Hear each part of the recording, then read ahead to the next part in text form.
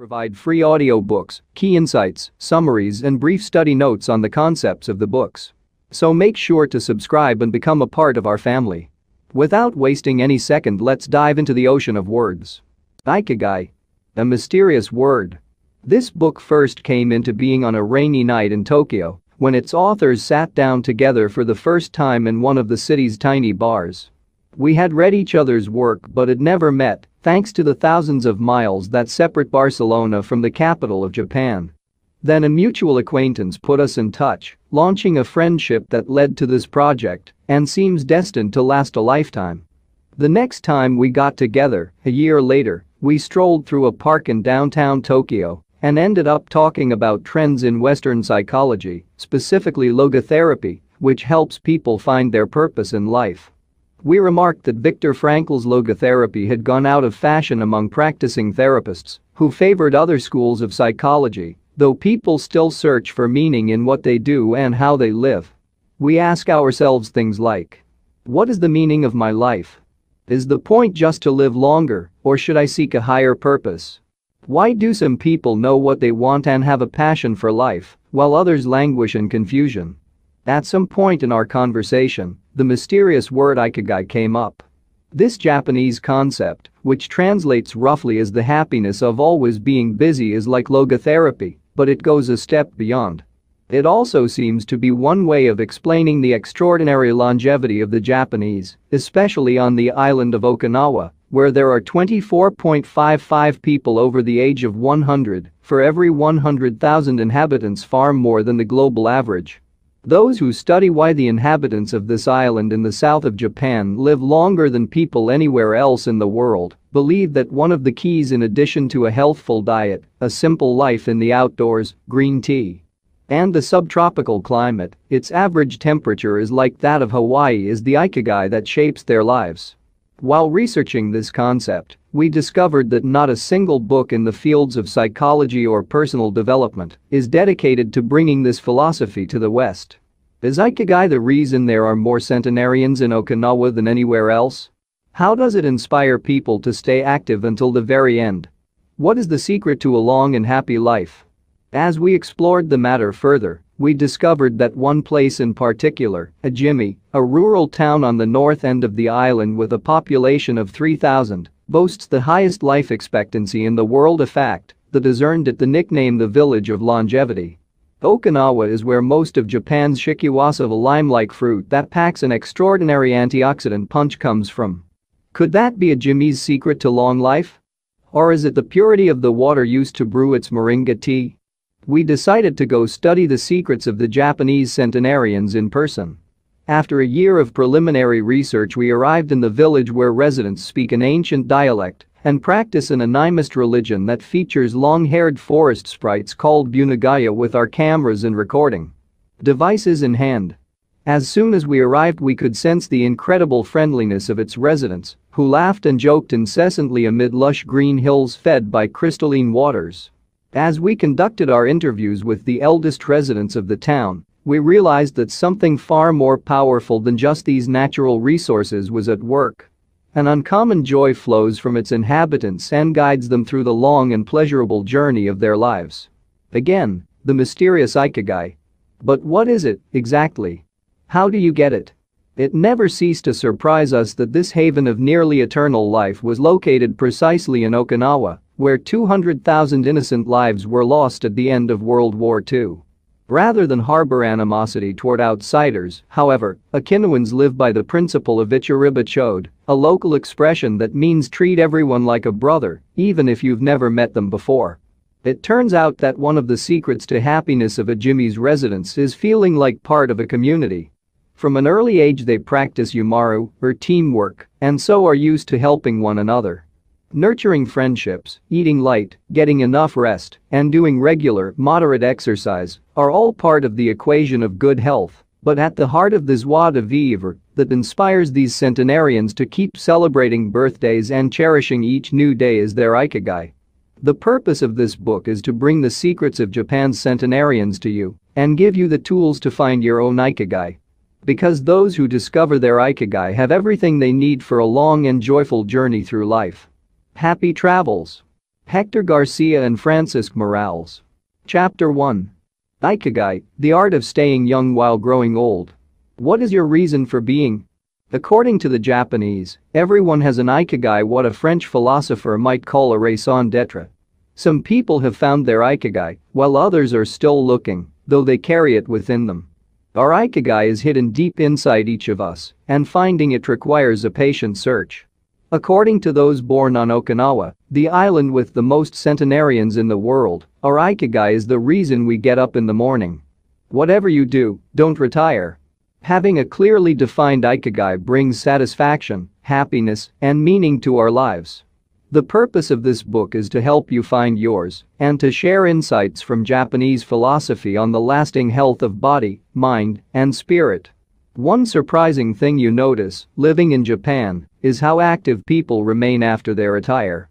In fact, many Japanese people never really retire, they keep doing what they love for as long as their health allows. There is, in fact, no word in Japanese that means retire in the sense of leaving the workforce for good as in English. According to Dan Buettner, a National Geographic reporter who knows the country well, having a purpose in life is so important in Japanese culture that our idea of retirement simply doesn't exist there. The island of almost eternal youth. Certain longevity studies suggest that a strong sense of community and a clearly defined ikigai are just as important as the famously healthful Japanese diet, perhaps even more so. Recent medical studies of centenarians from Okinawa and other so-called blue zones, the geographic regions where people live longest, provide a number of interesting facts about these extraordinary human beings. Not only do they live much longer than the rest of the world's population, they also suffer from fewer chronic illnesses such as cancer and heart disease. Inflammatory disorders are also less common. Many of these centenarians enjoy enviable levels of vitality and health that would be unthinkable for people of advanced age elsewhere. Their blood tests reveal fewer free radicals, which are responsible for cellular aging, as a result of drinking tea and eating until their stomachs are only 80% full. Women experience more moderate symptoms during menopause, and both men and women maintain higher levels of sexual hormones until much later in life.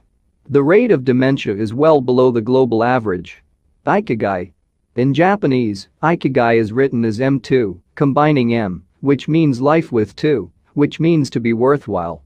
2 can be broken down into the characters 2, which means armor number 1, and to be the first, to head into battle, taking initiative as a leader, and, which means beautiful or elegant. Though we will consider each of these findings over the course of the book, research clearly indicates that the Okinawan's focus on ikigai gives a sense of purpose to each and every day and plays an important role in their health and longevity.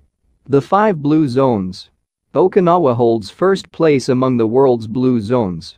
In Okinawa, women in particular live longer and have fewer diseases than anywhere else in the world. The 5 regions identified and analyzed by Dan Buettner in his book The Blue Zones are 1. Okinawa, Japan, especially the northern part of the island. The locals eat a diet rich in vegetables and tofu, typically served on small plates. In addition to their philosophy of ikigai, the moi, or close-knit group of friends, plays an important role in their longevity. 2. Sardinia, Italy, specifically the provinces of Nuoro and Ogliastra. Locals on this island consume plenty of vegetables and 1 or 2 glasses of wine per day. As in Okinawa, the cohesive nature of this community is another factor directly related to longevity. 3. Loma Linda, California. Researchers studied a group of Seventh-day Adventists who are among the longest living people in the United States. 4. The Nicoya Peninsula, Costa Rica. Locals remain remarkably active after 90. Many of the region's older residents have no problem getting up at 5:30 in the morning to work in the fields. 5. Icaria, Greece. 1 of every 3 inhabitants of this island near the coast of Turkey is over 90 years old, compared to less than 1% of the population of the United States, a fact that has earned it the nickname the Island of Long Life. The local secret seems to be a lifestyle that dates back to 500 BC. In the following chapters, we will examine several factors that seem to be the keys to longevity and are found across the blue zones, paying special attention to Okinawa and its so-called village of longevity. First, however, it is worth pointing out that 3 of these regions are islands, where resources can be scarce and communities have to help one another. For many, helping others might be an ikigai strong enough to keep them alive. According to scientists who have studied the 5 blue zones, the keys to longevity are diet, exercise, finding a purpose in life, an ikigai, and forming strong social ties, that is, having a broad circle of friends and good family relations. Members of these communities manage their time well in order to reduce stress, consume little meat or processed foods, and drink alcohol in moderation. They don't do strenuous exercise, but they do move every day, taking walks and working in their vegetable gardens. People in the blue zones would rather walk than drive. Gardening, which involves daily low-intensity movement, is a practice almost all of them have in common. The 80% secret. One of the most common sayings in Japan is hara hachibu, which is repeated before or after eating and means something like fill your belly to 80%. Ancient wisdom advises against eating until we are full. This is why Okinawan's stop eating when they feel their stomachs reach 80% of their capacity, rather than overeating and wearing down their bodies with long digestive processes that accelerate cellular oxidation. Of course, there is no way to know objectively if your stomach is at 80% capacity. The lesson to learn from this saying is that we should stop eating when we are starting to feel full. The extra side dish, the snack we eat when we know in our hearts we don't really need it, the apple pie after lunch, all these will give us pleasure in the short term, but not having them will make us happier in the long term. The way food is served is also important. By presenting their meals on many small plates, the Japanese tend to eat less. A typical meal in a restaurant in Japan is served in 5 plates on a tray, 4 of them very small, and the main dish slightly bigger. Having 5 plates in front of you makes it seem like you are going to eat a lot, but what happens most of the time is that you end up feeling slightly hungry. This is one of the reasons why Westerners in Japan typically lose weight and stay trim. Recent studies by nutritionists reveal that Okinawans consume a daily average of 1,800 to 1,900 calories, compared to 2,200 to 3,300 in the United States, and have a body mass index between 18 and 22, compared to 26 or 27 in the United States. The Okinawan diet is rich in tofu, sweet potatoes, fish 3 times per week, and vegetables, roughly 11 ounces per day. In the chapter dedicated to nutrition, we will see which healthy antioxidant-rich foods are included in this 80%. Moe. Connected for life. It is customary in Okinawa to form close bonds within local communities. A moe is an informal group of people with common interests who look out for one another. For many, serving the community becomes part of their ikigai. The moe has its origins in hard times, when farmers would get together to share best practices and help one another cope with meager harvests. Members of a moe make a set monthly contribution to the group. This payment allows them to participate in meetings, dinners, games of go and shogi, Japanese chess, or whatever hobby they have in common. The funds collected by the group are used for activities, but if there is money left over, one member, decided on a rotating basis, receives a set amount from the surplus. In this way, being part of a moe helps maintain emotional and financial stability. If a member of a moe is in financial trouble, he or she can get an advance from the group's savings. While the details of each moe's accounting practices vary according to the group and its economic means, the feeling of belonging and support gives the individual a sense of security and helps increase life expectancy. Following this brief introduction to the topics covered in this book, we look at a few causes of premature aging in modern life and then explore different factors related to Ikigai. Chapter 2. Anti-aging secrets. Little things that add up to a long and happy life. Aging's escape velocity. For more than a century, we've managed to add an average of 0.3 years to our life expectancy every year. But what would happen if we had the technology to add a year of life expectancy every year? In theory, we would achieve biological immortality, having reached aging's escape velocity. Aging's escape velocity and the rabbit. Imagine a sign far off in the future with a number on it that represents the age of your death. Every year that you live, you advance closer to the sign. When you reach the sign, you die. Now imagine a rabbit holding the sign and walking to the future. Every year that you live, the rabbit is half a year as far away. After a while, you will reach the rabbit and die. But what if the rabbit could walk at a pace of 1 year for every year of your life? You would never be able to catch the rabbit, and therefore you would never die. The speed at which the rabbit walks to the future is our technology. The more we advance technology and knowledge of our bodies, the faster we can make the rabbit walk. Aging's escape velocity is the moment at which the rabbit walks at a pace of 1 year per year or faster, and we become immortal. Researchers with an eye to the future, such as Ray Kurzweil and Aubrey de Grey, claim that we'll reach this escape velocity in a matter of decades. Other scientists are less optimistic, predicting that we'll reach a limit, a maximum age we won't be able to surpass, no matter how much technology we have. For example, some biologists assert that our cells stop regenerating after about 120 years. Active mind, youthful body. There is much wisdom in the classic saying mens sana in corpore sano, a sound mind in a sound body. It reminds us that both mind and body are important and that the health of one is connected to that of the other. It has been shown that maintaining an active, adaptable mind is one of the key factors in staying young. Having a youthful mind also drives you toward a healthy lifestyle that will slow the aging process. Just as a lack of physical exercise has negative effects on our bodies and mood, a lack of mental exercise is bad for us because it causes our neurons and neural connections to deteriorate and, as a result, reduces our ability to react to our surroundings. This is why it's so important to give your brain a workout. One pioneer in advocating for mental exercise is the Israeli neuroscientist Shlomo Brezhnitz, who argues that the brain needs a lot of stimulation in order to stay in shape. As he stated in an interview with Edward Punset for the Spanish television program Redes, there is a tension between what is good for someone and what they want to do. This is because people, especially older people, like to do things as they've always done them. The problem is that when the brain develops ingrained habits, it doesn't need to think anymore. Things get done quickly and efficiently on automatic pilot, often in a very advantageous way. This creates a tendency to stick to routines, and the only way of breaking these is to confront the brain with new information. Presented with new information, the brain creates new connections and is revitalized.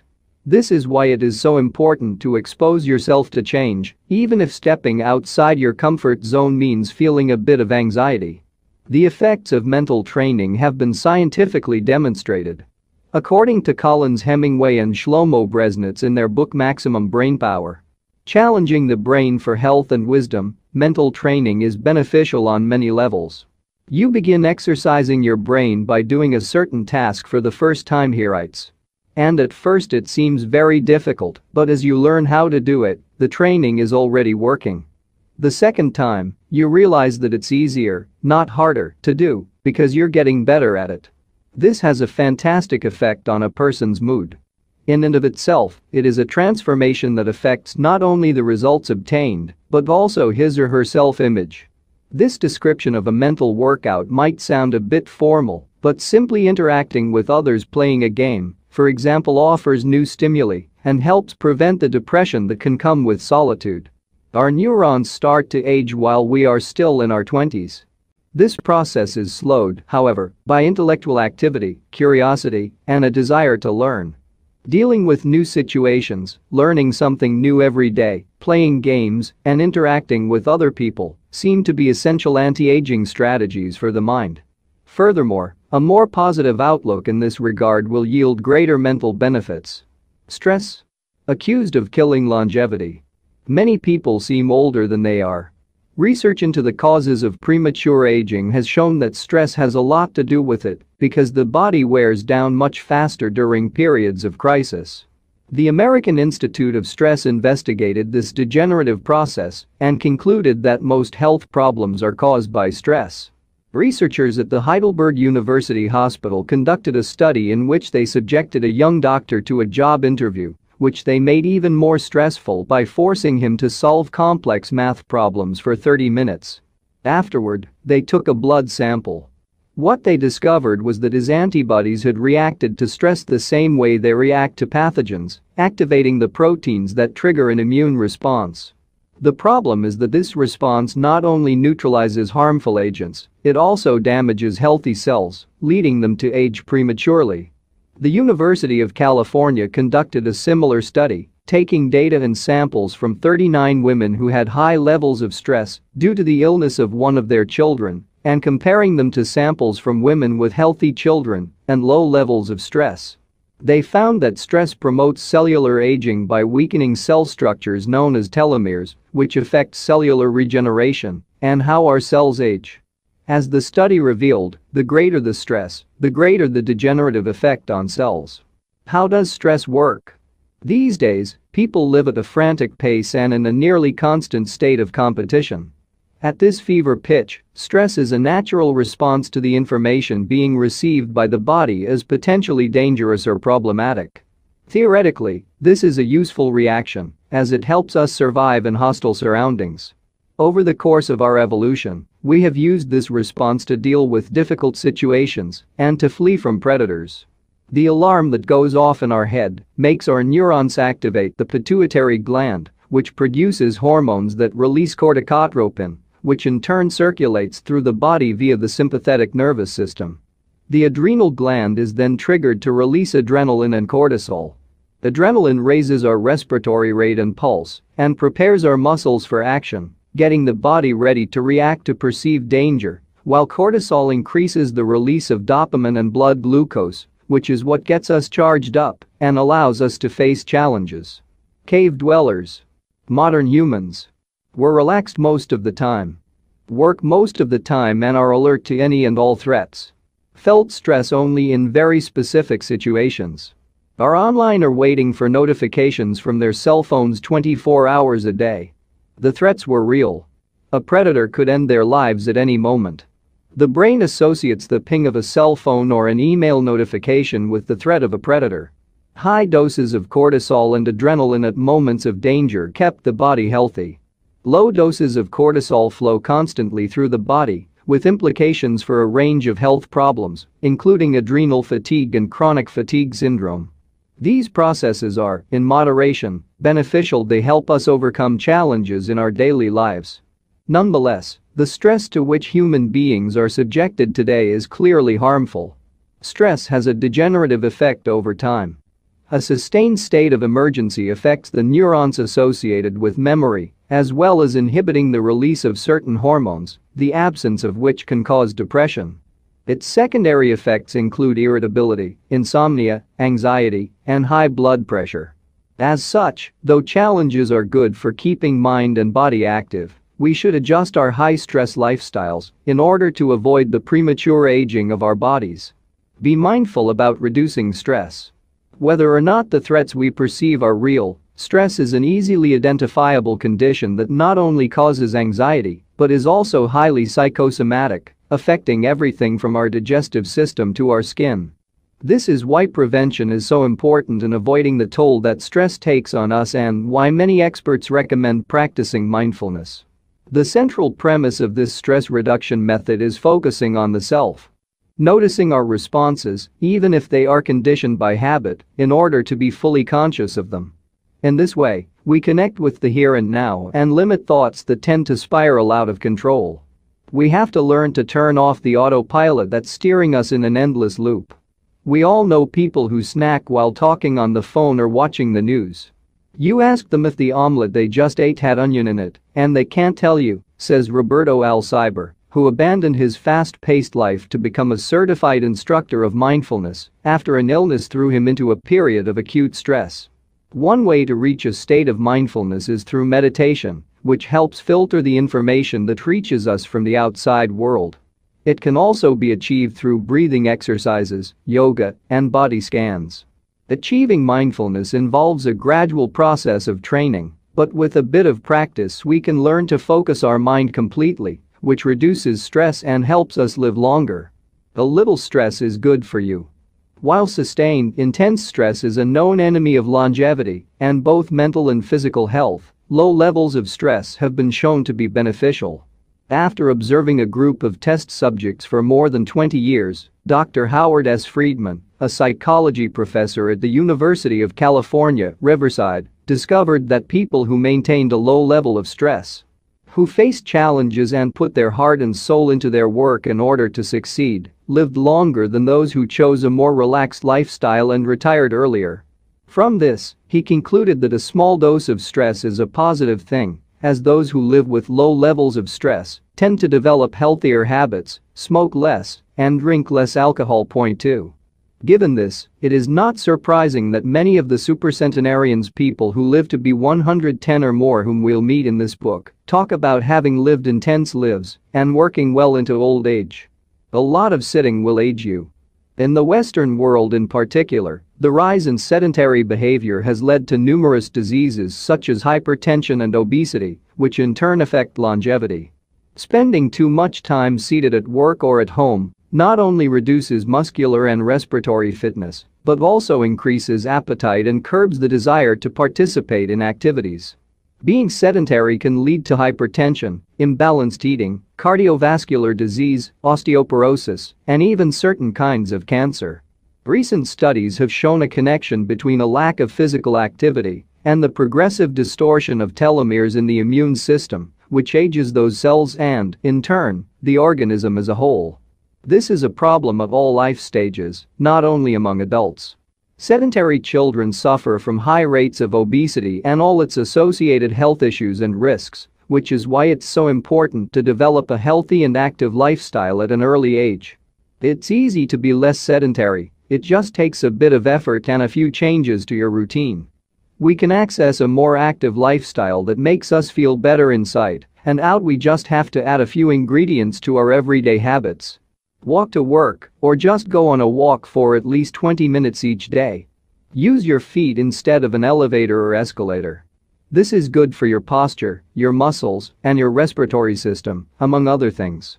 Participate in social or leisure activities so that you don't spend too much time in front of the television.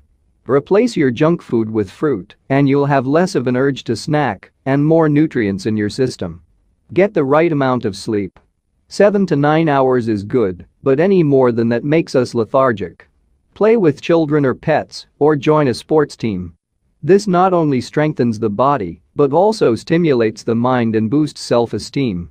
Be conscious of your daily routine in order to detect harmful habits and replace them with more positive ones. By making these small changes, we can begin to renew our bodies and minds and increase our life expectancy. A model's best kept secret. Though we age both externally and internally, both physically and mentally, one of the things that tell us the most about people's age is their skin, which takes on different textures and colors according to processes going on beneath the surface.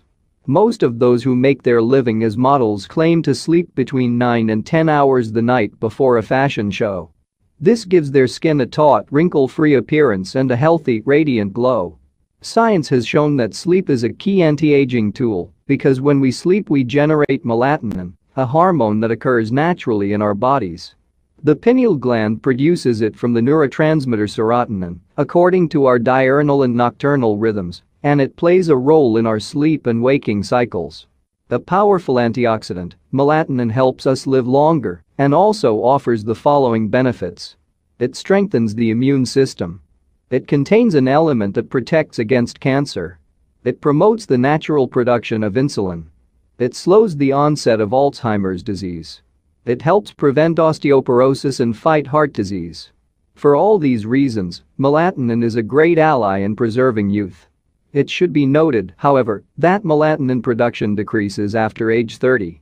We can compensate for this by eating a balanced diet and getting more calcium, soaking up a moderate amount of sun each day, getting enough sleep, avoiding stress, alcohol, tobacco, and caffeine, all of which make it harder to get a good night's rest, depriving us of the melatonin we need. Experts are trying to determine whether artificially stimulating production of melatonin might help slow the aging process, which would confirm the theory that we already carry the secret to longevity within us. Anti-aging attitudes.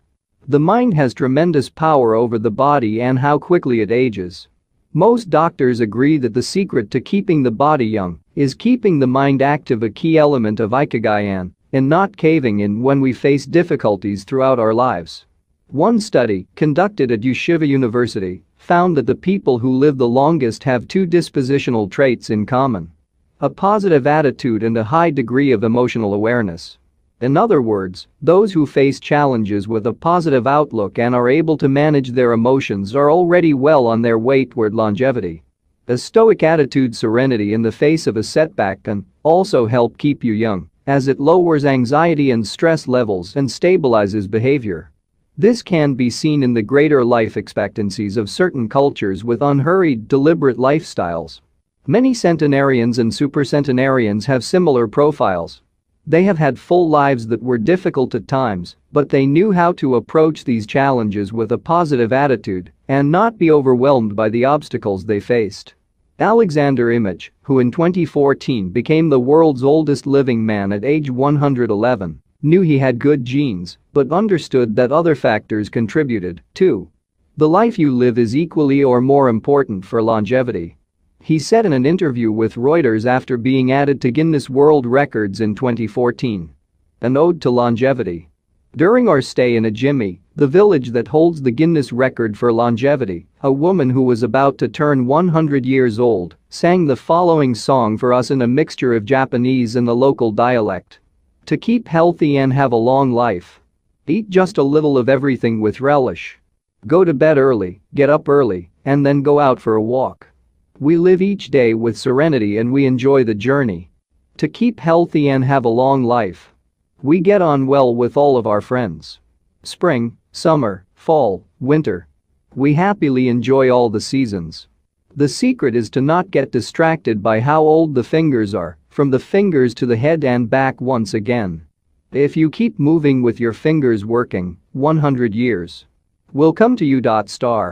We can now use our fingers to turn the page to the next chapter, where we will look at the close relationship between longevity and discovering our life's mission. Chapter 3. From logotherapy to Ikigai. How to live longer and better by finding your purpose. What is logotherapy? A colleague once asked Viktor Frankl to define his school of psychology in a single phrase, to which Frankl replied, "Well, in logotherapy the patient sits up straight and has to listen to things that are, on occasion, hard to hear." The colleague had just described psychoanalysis to him in the following terms. In psychoanalysis, the patient lies down on a couch and tells you things that are, on occasion, hard to say. Frankl explains that one of the first questions he would ask his patients was, "Why do you not commit suicide?" Usually the patient found good reasons not to and was able to carry on. What, then, does logotherapy do? The answer is pretty clear. It helps you find reasons to live. Logotherapy pushes patients to consciously discover their life's purpose in order to confront their neuroses. Their quest to fulfill their destiny then motivates them to press forward, breaking the mental chains of the past and overcoming whatever obstacles they encounter along the way. Something to live for. A study conducted by Frankl in his Vienna clinic found that among both patients and personnel, around 80% believed that human beings needed a reason for living, and around 60% felt they had someone or something in their lives worth dying for.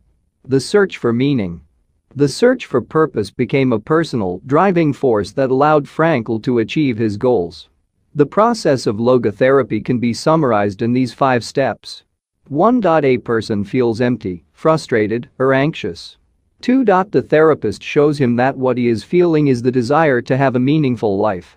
3. The patient discovers his life's purpose at that particular point in time. 4. Of his own free will, the patient decides to accept or reject that destiny. 5. This newfound passion for life helps him overcome obstacles and sorrows. Frankl himself would live and die for his principles and ideals. His experiences as a prisoner at Auschwitz showed him that everything can be taken from a man but one thing. The last of the human freedoms to choose one's attitude in any given set of circumstances, to choose one's own way. 3. It was something he had to go through alone, without any help, and it inspired him for the rest of his life. 10 differences between psychoanalysis and logotherapy. Psychoanalysis. Logotherapy. The patient reclines on a couch, like a patient. The patient sits facing the therapist, who guides him or her without passing judgment. Is retrospective. It looks to the past. looks toward the future, is introspective. It analyzes neuroses, does not delve into the patient's neuroses. The drive is toward pleasure. The drive is toward purpose and meaning. Centers on psychology.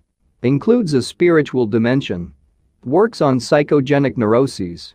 Also works on neurogenic or existential neuroses. Analyzes the unconscious origin of conflicts, instinctual dimension. Deals with conflicts when and where they arise, spiritual dimension. Limits itself to the patient's instincts. Also deals with spiritual realities. Is fundamentally incompatible with faith. Is compatible with faith. Seeks to reconcile conflicts and satisfy impulses and instincts.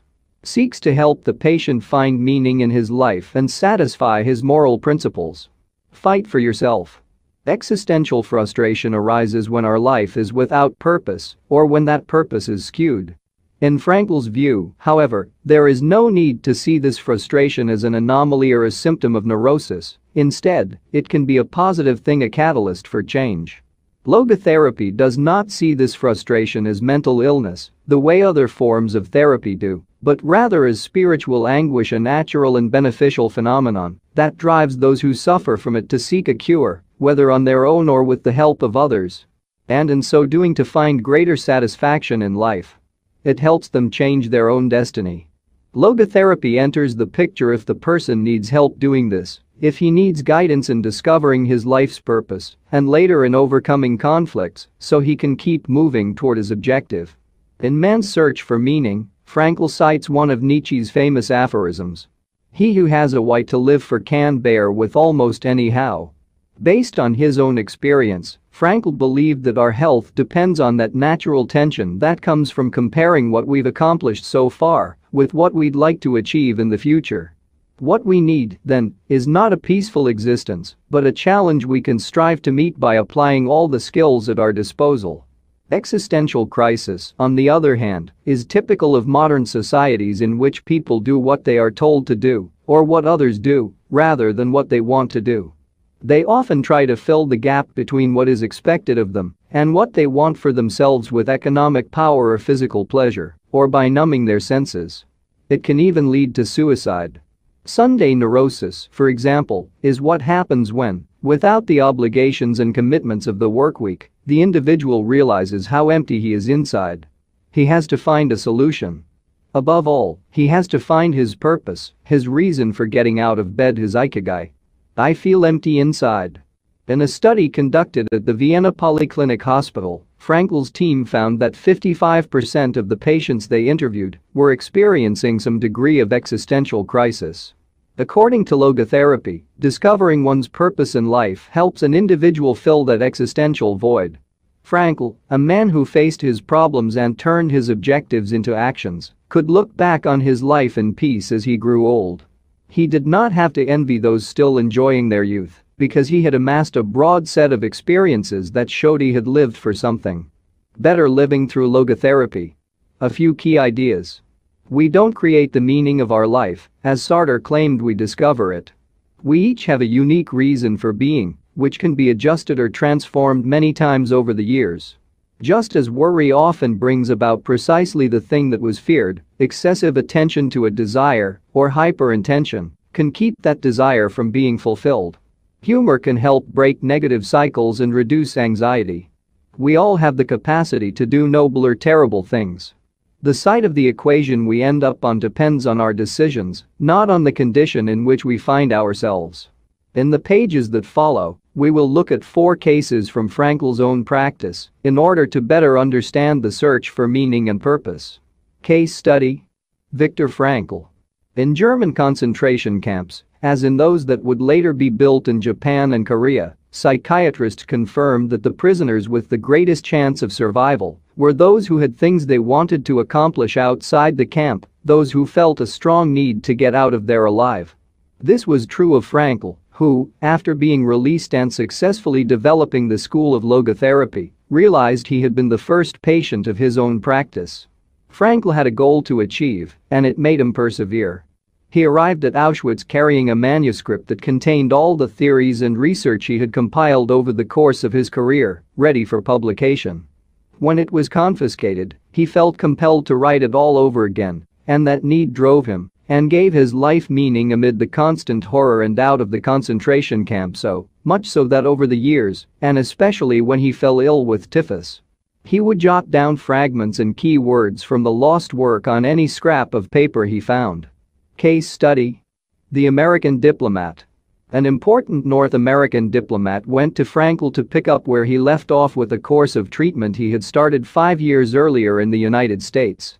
When Frankl asked him why he'd started therapy in the first place, the diplomat answered that he hated his job and his country's international policies, which he had to follow and enforce. His American psychoanalyst, whom he'd been seeing for years, insisted he make peace with his father so that his government and his job, both representations of the paternal figure, would seem less disagreeable. Frankl, however, showed him in just a few sessions that his frustration was due to the fact that he wanted to pursue a different career, and the diplomat concluded his treatment with that idea in mind. 5 years later, the former diplomat informed Frankl that he had been working during that time in a different profession and that he was happy. In Frankl's view, the man not only didn't need all those years of psychoanalysis, he also couldn't even really be considered a patient in need of therapy. He was simply someone in search of a new life's purpose. As soon as he found it, his life took on deeper meaning. Case study: the suicidal mother. The mother of a boy who had died at age 11 was admitted to Frankl's clinic after she tried to kill herself and her other son. It was this other son, paralyzed since birth, who kept her from carrying out her plan. He did believe his life had a purpose, and if his mother killed them both, it would keep him from achieving his goals. The woman shared her story in a group session. To help her, Frankl asked another woman to imagine a hypothetical situation in which she lay on her deathbed, old and wealthy but childless. The woman insisted that, in that case, she would have felt her life had been a failure. When the suicidal mother was asked to perform the same exercise, imagining herself on her deathbed, she looked back and realized that she had done everything in her power for her children, for both of them. She had given her paralyzed son a good life, and he had turned into a kind, reasonably happy person.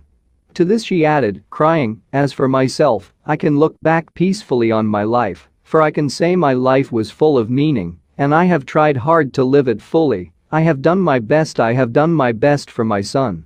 My life was no failure." In this way, by imagining herself on her deathbed and looking back, the suicidal mother found the meaning that, though she was not aware of it, her life already had. Case study: the grief-stricken doctor. An elderly doctor, unable to overcome the deep depression into which he'd fallen after the death of his wife 2 years earlier, went to Frankl for help. Instead of giving him advice or analyzing his condition, Frankl asked him what would have happened if he had been the one who died first. The doctor, horrified, answered that it would have been terrible for his poor wife, that she would have suffered tremendously. To which Frankl responded, "You see, doctor, you have spared her all that suffering, but the price you have to pay for this is to survive and mourn her." The doctor didn't say another word. He left Frankl's office in peace after taking the therapist's hand in his own. He was able to tolerate the pain in place of his beloved wife. His life had been given a purpose. Morita therapy.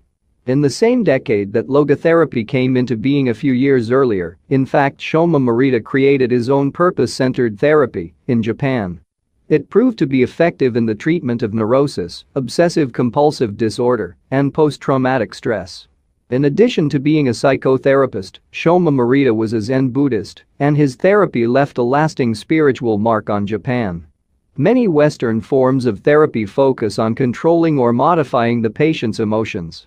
In the West, we tend to believe that what we think influences how we feel, which in turn influences how we act. In contrast, Morita therapy focuses on teaching patients to accept their emotions without trying to control them, since their feelings will change as a result of their actions. In addition to accepting the patient's emotions, Morita therapy seeks to create new emotions on the basis of actions. According to Morita, these emotions are learned through experience and repetition. Morita therapy is not meant to eliminate symptoms. Instead, it teaches us to accept our desires, anxieties, fears, and worries and let them go. As Morita writes in his book Morita Therapy and the True Nature of Anxiety-Based Disorders, in Feelings, it is best to be wealthy and generous. Morita explained the idea of letting go of negative feelings with the following fable. A donkey that is tied to a post by a rope will keep walking around the post in an attempt to free itself, only to become more immobilized and attached to the post. The same thing applies to people with obsessive thinking who become more trapped in their own suffering when they try to escape from their fears and discomfort. The basic principles of Morita Therapy. 1. Accept your feelings. If we have obsessive thoughts, we should not try to control them or get rid of them. If we do, they become more intense. Regarding human emotions, the Zen master would say, if we try to get rid of one wave with another, we end up with an infinite sea. We don't create our feelings, they simply come to us, and we have to accept them. The trick is welcoming them. Morita likened emotions to the weather. We can't predict or control them, we can only observe them. To this point, he often quoted the Vietnamese monk Thich Nhat Hanh, who would say, "Hello, solitude. How are you today? Come, sit with me, and I will care for you." 2. Do what you should be doing. We shouldn't focus on eliminating symptoms because recovery will come on its own. We should focus instead on the present moment, and if we are suffering, on accepting that suffering. Above all, we should avoid intellectualizing the situation. The therapist's mission is to develop the patient's character so he or she can face any situation, and character is grounded in the things we do. Morita Therapy does not offer its patients explanations, but rather allows them to learn from their actions and activities. It doesn't tell you how to meditate or how to keep a diary the way Western therapies do. It is up to the patient to make discoveries through experience. 3. Discover your life's purpose. We can't control our emotions, but we can take charge of our actions every day. This is why we should have a clear sense of our purpose and always keep Morita's mantra in mind. What do we need to be doing right now? What action should we be taking? The key to achieving this is having dared to look inside yourself to find your Ikigai. The 4 phases of Morita Therapy. Morita's original treatment, which lasts 15 to 21 days, consists of the following stages. 1. Isolation and rest, 5 to 7 days. During the first week of treatment, the patient rests in a room without any external stimuli. No television, books, family, friends, or speaking. All the patient has is his thoughts. He lies down for most of the day and is visited regularly by the therapist, who tries to avoid interacting with him as much as possible. The therapist simply advises the patient to continue observing the rise and fall of his emotions as he lies there. When the patient gets bored and wants to start doing things again, he is ready to move on to the next stage of therapy. 2. Light occupational therapy, 5 to 7 days. In this stage, the patient performs repetitive tasks in silence. One of these is keeping a diary about his thoughts and feelings. The patient goes outside after a week of being shut in, takes walks in nature, and does breathing exercises. He also starts doing simple activities, such as gardening, drawing, or painting. During this stage, the patient is still not allowed to talk to anyone, except the therapist. 3. Occupational therapy, 5 to 7 days. In this stage, the patient performs tasks that require physical movement. Dr. Morita liked to take his patients to the mountains to chop wood. In addition to physical tasks, the patient is also immersed in other activities, such as writing, painting, or making ceramics. The patient can speak with others at this stage, but only about the tasks at hand. 4. The return to social life and the real world. The patient leaves the hospital and is reintroduced to social life, but maintains the practices of meditation and occupational therapy developed during treatment. The idea is to re-enter society as a new person, with a sense of purpose, and without being controlled by social or emotional pressures. Naiken meditation. Morita was a great Zen master of Naiken introspective meditation. Much of his therapy draws on his knowledge and mastery of this school, which centers on 3 questions the individual must ask him or herself. 1. What have I received from person X?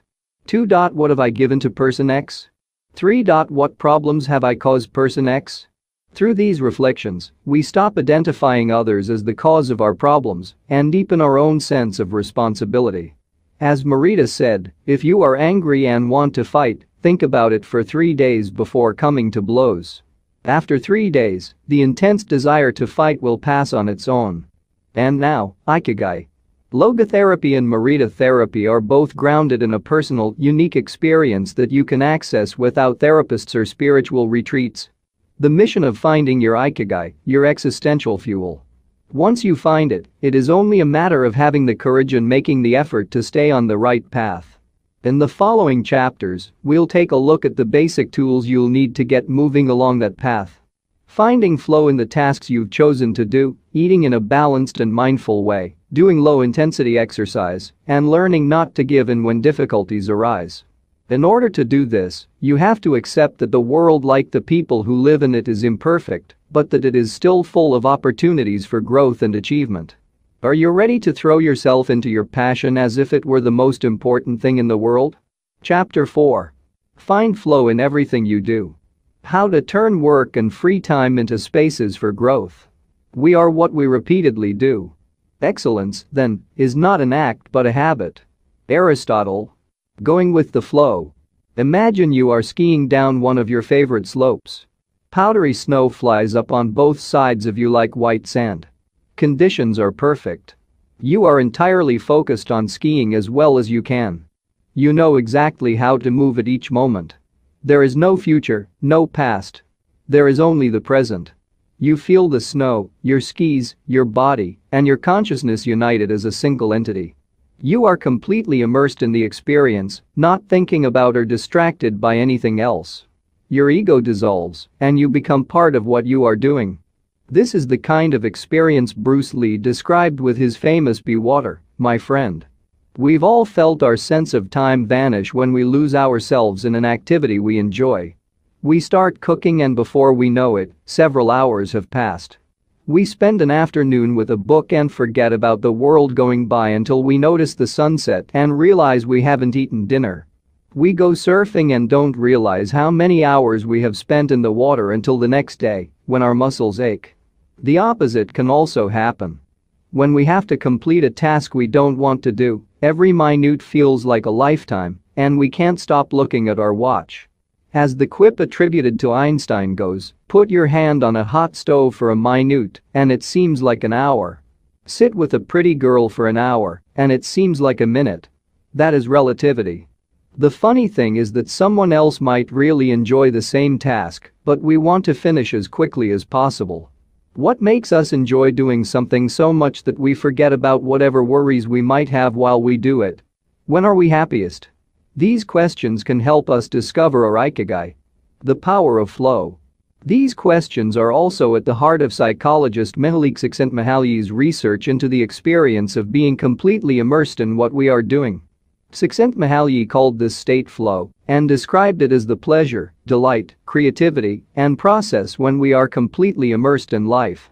There is no magic recipe for finding happiness, for living according to your Ikigai, but one key ingredient is the ability to reach this state of flow and, through this state, to have an optimal experience.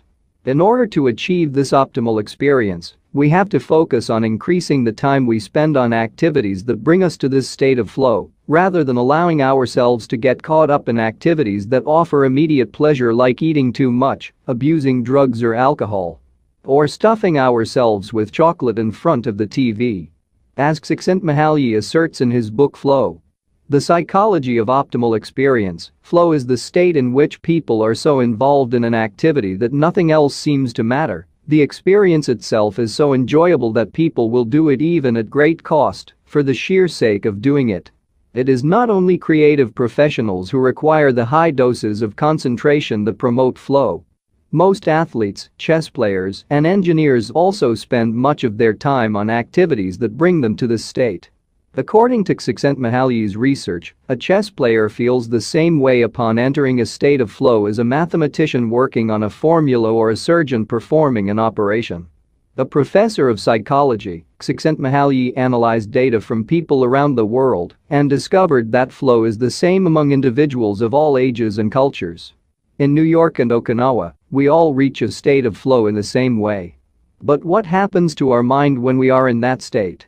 When we flow, we are focused on a concrete task without any distractions. Our mind is in order. The opposite occurs when we try to do something while our mind is on other things. If you often find yourself losing focus while working on something you consider important, there are several strategies you can employ to increase your chances of achieving flow. The 7 conditions for achieving flow.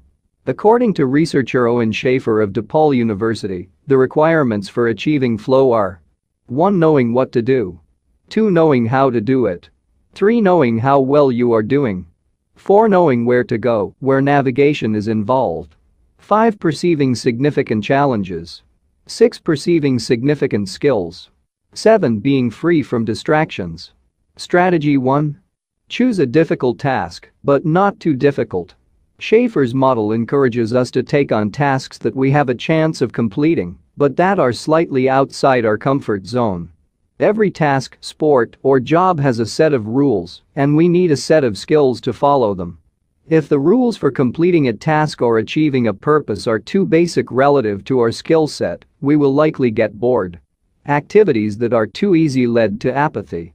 If, on the other hand, we assign ourselves a task that is too difficult, we won't have the skills to complete it and will almost certainly give up and feel frustrated, to boot. The ideal is to find a middle path, something aligned with our abilities, but just a bit of a stretch, so we experience it as a challenge. This is what Ernest Hemingway meant when he said, "Sometimes I write better than I can." We want to see challenges through to the end because we enjoy the feeling of pushing ourselves. Bertrand Russell expressed a similar idea when he said, "To be able to concentrate for a considerable amount of time is essential to difficult achievement." If you're a graphic designer, learn a new software program for your next project. If you're a programmer, use a new programming language. If you're a dancer, try to incorporate into your next routine a movement that has seemed impossible for years. Add a little something extra, something that takes you out of your comfort zone. Even doing something as simple as reading means following certain rules, having certain abilities and knowledge. If we set out to read a book on quantum mechanics for specialists in physics without being specialists in physics ourselves, we'll probably give up after a few minutes. On the other end of the spectrum, if we already know everything a book has to tell us, we'll get bored right away. However, if the book is appropriate to our knowledge and abilities and builds on what we already know, we'll immerse ourselves in our reading, and time will flow. This pleasure and satisfaction are evidence that we are in tune with our Ikigai. Easy. Challenging. Beyond our abilities. Boredom. Flow. Anxiety. Strategy 2. Have a clear, concrete objective. Video games played in moderation, board games, and sports are great ways to achieve flow because the objective tends to be very clear. Beat your rival or your own record while following a set of explicitly defined rules. Unfortunately, the objective isn't quite as clear in most situations. According to a study by Boston Consulting Group, when asked about their bosses, the number one complaint of employees at multinational corporations is that they don't communicate the team's mission clearly and that, as a result, the employees don't know what their objectives are. What often happens, especially in big companies, is that the executives get lost in the details of obsessive planning, creating strategies to hide the fact that they don't have a clear objective. It's like heading out to sea with a map but no destination. It is much more important to have a compass pointing to a concrete objective than to have a map.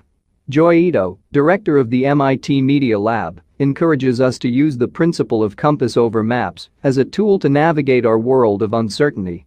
In the book Whiplash: How to Survive Our Faster Future, he and Jeff Howe write, in an increasingly unpredictable world moving ever more quickly, a detailed map may lead you deep into the woods at an unnecessarily high cost.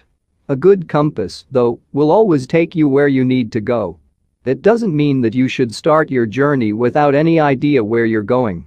What it does mean is understanding that while the path to your goal may not be straight, you'll finish faster and more efficiently than you would have if you had trudged along a pre-planned route. In business, the creative professions, and education alike, it's important to reflect on what we hope to achieve before starting to work, study, or make something. We should ask ourselves questions such as: what is my objective for today's session in the studio? How many words am I going to write today for the article coming out next month? What is my team's mission? How fast will I set the metronome tomorrow in order to play that sonata at an allegro tempo by the end of the week? Having a clear objective is important in achieving flow, but we also have to know how to leave it behind when we get down to business. Once the journey has begun, we should keep this objective in mind without obsessing over it. When Olympic athletes compete for a gold medal, they can't stop to think how pretty the medal is. They have to be present in the moment, they have to flow. If they lose focus for a second, thinking how proud they'll be to show the medal to their parents, they'll almost certainly commit an error at a critical moment and will not win the competition. One common example of this is writer's block. Imagine that a writer has to finish a novel in 3 months. The objective is clear. The problem is that the writer can't stop obsessing over it. Every day she wakes up thinking, I have to write that novel, and every day she sets about reading the newspaper and cleaning the house. Every evening she feels frustrated and promises she'll get to work the next day. Days, weeks, and months pass, and the writer still hasn't gotten anything down on the page, when all it would have taken was to sit down and get that first word out, then the second to flow with the project, expressing her Ikigai. As soon as you take these first small steps, your anxiety will disappear and you will achieve a pleasant flow in the activity you're doing. Getting back to Albert Einstein, a happy man is too satisfied with the present to dwell on the future. Vague objective. Clearly defined objective and a focus on process. Obsessive desire to achieve a goal while ignoring process. Confusion, time and energy wasted on meaningless tasks. Flow. Fixation on the objective rather than getting down to business. Mental block. Flow. Mental block. Strategy 3. Concentrate on a single task. This is perhaps one of the greatest obstacles we face today, with so much technology and so many distractions. We're listening to a video on YouTube while writing an email when suddenly a chat prompt pops up and we answer it.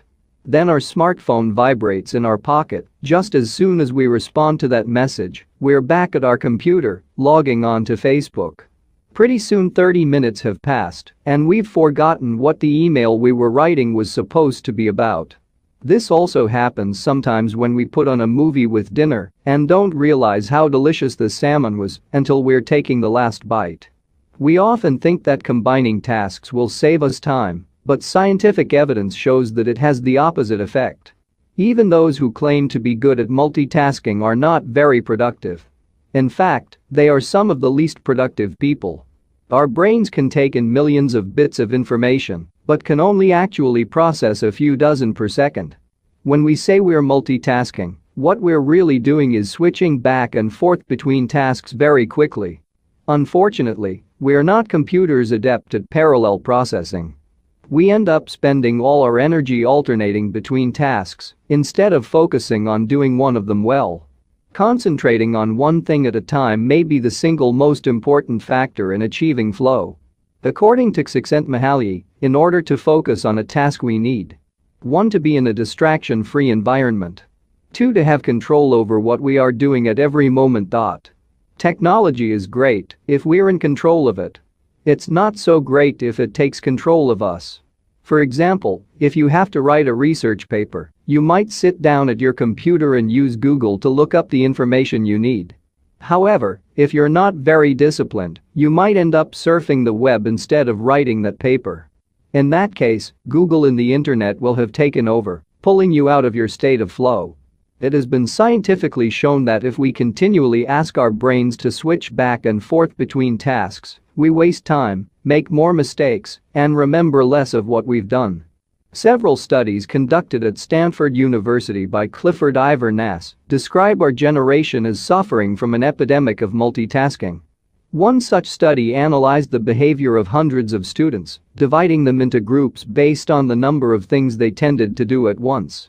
The students who were the most addicted to multitasking typically alternated among more than 4 tasks, for example, taking notes while reading a textbook, listening to a podcast, answering messages on their smartphone, and sometimes checking their Twitter timeline. Each group of students was shown a screen with several red and several blue arrows. The objective of the exercise was to count the red arrows. At first, all the students answered correctly right away, without much trouble. As the number of blue arrows increased, the number of red arrows stayed the same, only their position changed, however. The students accustomed to multitasking had serious trouble counting the red arrows in the time allotted, or as quickly as the students who did not habitually multitask, for one very simple reason. They got distracted by the blue arrows. Their brains were trained to pay attention to every stimulus, regardless of its importance, while the brains of the other students were trained to focus on a single task, in this case, counting the red arrows and ignoring the blue ones. Other studies indicate that working on several things at once lowers our productivity by at least 60% and our IQ by more than 10 points. One study funded by the Swedish Council for Working Life and Social Research found that a sample group of more than 4,000 young adults between the ages of 20 and 24 who were addicted to their smartphones got less sleep, felt less connected to their community at school, and were more likely to show signs of depression. Concentrating on a single task. Multitasking makes achieving flow more likely. Makes achieving flow impossible. Increases productivity. Decreases productivity by 60%, though it doesn't seem to. Increases our power of retention. Makes it harder to remember things. Makes us less likely to make mistakes. Makes us more likely to make mistakes. Helps us feel calm and in control of the task at hand. Makes us feel stressed by the sensation that we're losing control, that our tasks are controlling us. Causes us to become more considerate as we pay full attention to those around us. Causes us to hurt those around us through our addiction to stimuli. Always checking our phones, always on social media. Increases creativity. Reduces creativity. What can we do to avoid falling victim to this flow-impeding epidemic? How can we train our brains to focus on a single task? Here are a few ideas for creating a space and time free of distractions to increase our chances of reaching a state of flow and thereby getting in touch with our Ikigai. Don't look at any kind of screen for the first hour you're awake and the last hour before you go to sleep. Turn off your phone before you achieve flow. There is nothing more important than the task you have chosen to do during this time. If this seems too extreme, enable the Do Not Disturb function, so only the people closest to you can contact you in case of emergency. Designate one day of the week, perhaps a Saturday or Sunday, a day of technological fasting, making exceptions only for ear-eaters, without Wi-Fi or MP3 players. Go to a cafe that doesn't have Wi-Fi. Read and respond to email only once or twice per day. Define those times clearly and stick to them. Try the Pomodoro technique. Get yourself a kitchen timer, some are made to look like a pomodoro or tomato, and commit to working on a single task as long as it's running. The Pomodoro technique recommends 25 minutes of work and 5 minutes of rest for each cycle, but you can also do 50 minutes of work and 10 minutes of rest. Find the pace that's best for you. The most important thing is to be disciplined in completing each cycle. Start your work session with a ritual you enjoy and end it with a reward. Train your mind to return to the present when you find yourself getting distracted. Practice mindfulness or another form of meditation. Go for a walk or a swim, whatever will help you get centered again. Work in a space where you will not be distracted. If you can't do this at home, go to a library, a cafe, or, if your task involves playing the saxophone, a music studio. If you find that your surroundings continue to distract you, keep looking until you find the right place. Divide each activity into groups of related tasks and assign each group its own place and time. For example, if you're writing a magazine article, you could do research and take notes at home in the morning, write in the library in the afternoon, and edit on the couch at night. Bundle routine tasks such as sending out invoices, making phone calls, and so on, and do them all at once. Advantages of flow. Disadvantages of distraction. A focused mind. A wandering mind. Living in the present. Thinking about the past and the future. We are free from worry. Concerns about our daily life and the people around us invade our thoughts. The hours fly by. Every minute seems endless. We feel in control. We lose control and fail to complete the task at hand, or other tasks or people keep us from our work. We prepare thoroughly. We act without being prepared. We know what we should be doing at any given moment. We frequently get stuck and don't know how to proceed. Our mind is clear and overcomes all obstacles to the flow of thought. We are plagued by doubts, concerns, and low self-esteem. It's pleasant. It's boring and exhausting. Our ego fades. We are not the ones controlling the activity or task we are doing, the task is leading us. Constant self-criticism. Our ego is present and we feel frustrated. Flow in Japan? Tachyimas, engineers, geniuses, and otakus. What do tachyimas, artisans, engineers, inventors, and otakus, fans of anime and manga, have in common? They all understand the importance of flowing with their ikigai at all times. One widespread stereotype about people in Japan is that they're exceptionally dedicated and hardworking, even though some Japanese people say they look like they're working harder than they really are.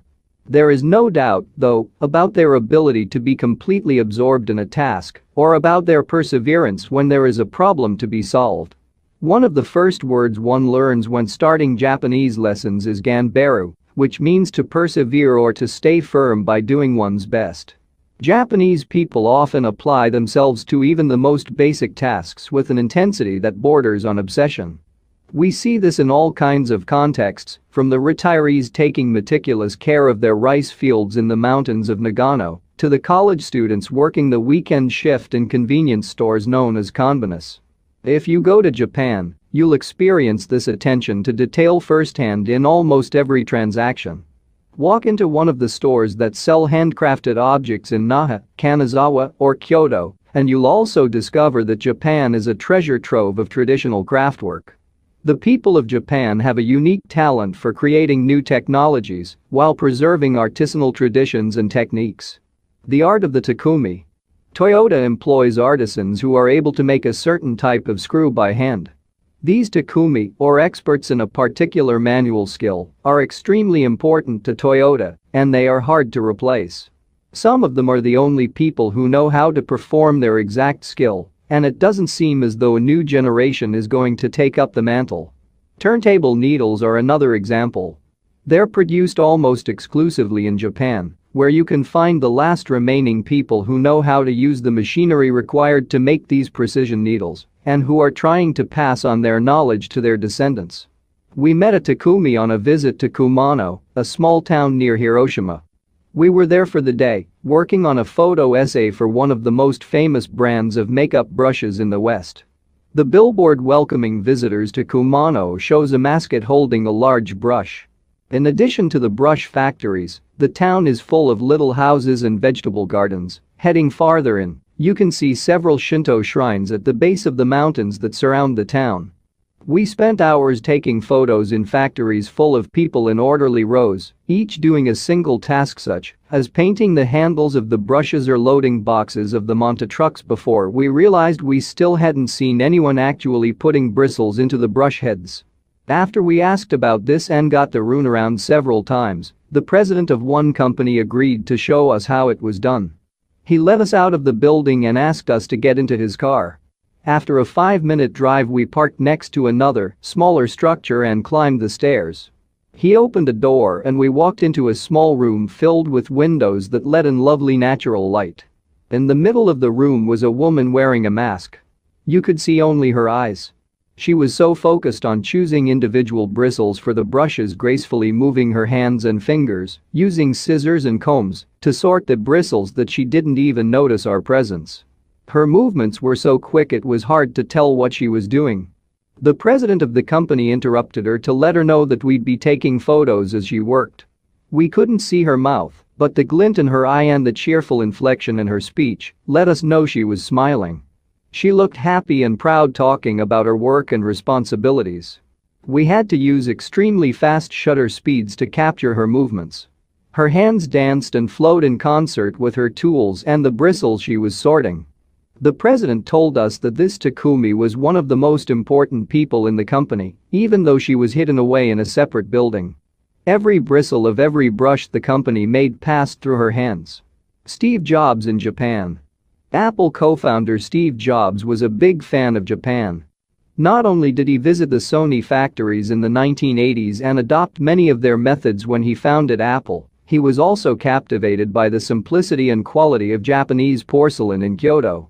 It was not, however, an artisan from Kyoto who won Steve Jobs' devotion, but rather a Takumi from Toyama named Yukio Shakyanaga, who used a technique called Etsusido Yaki, known by only a few.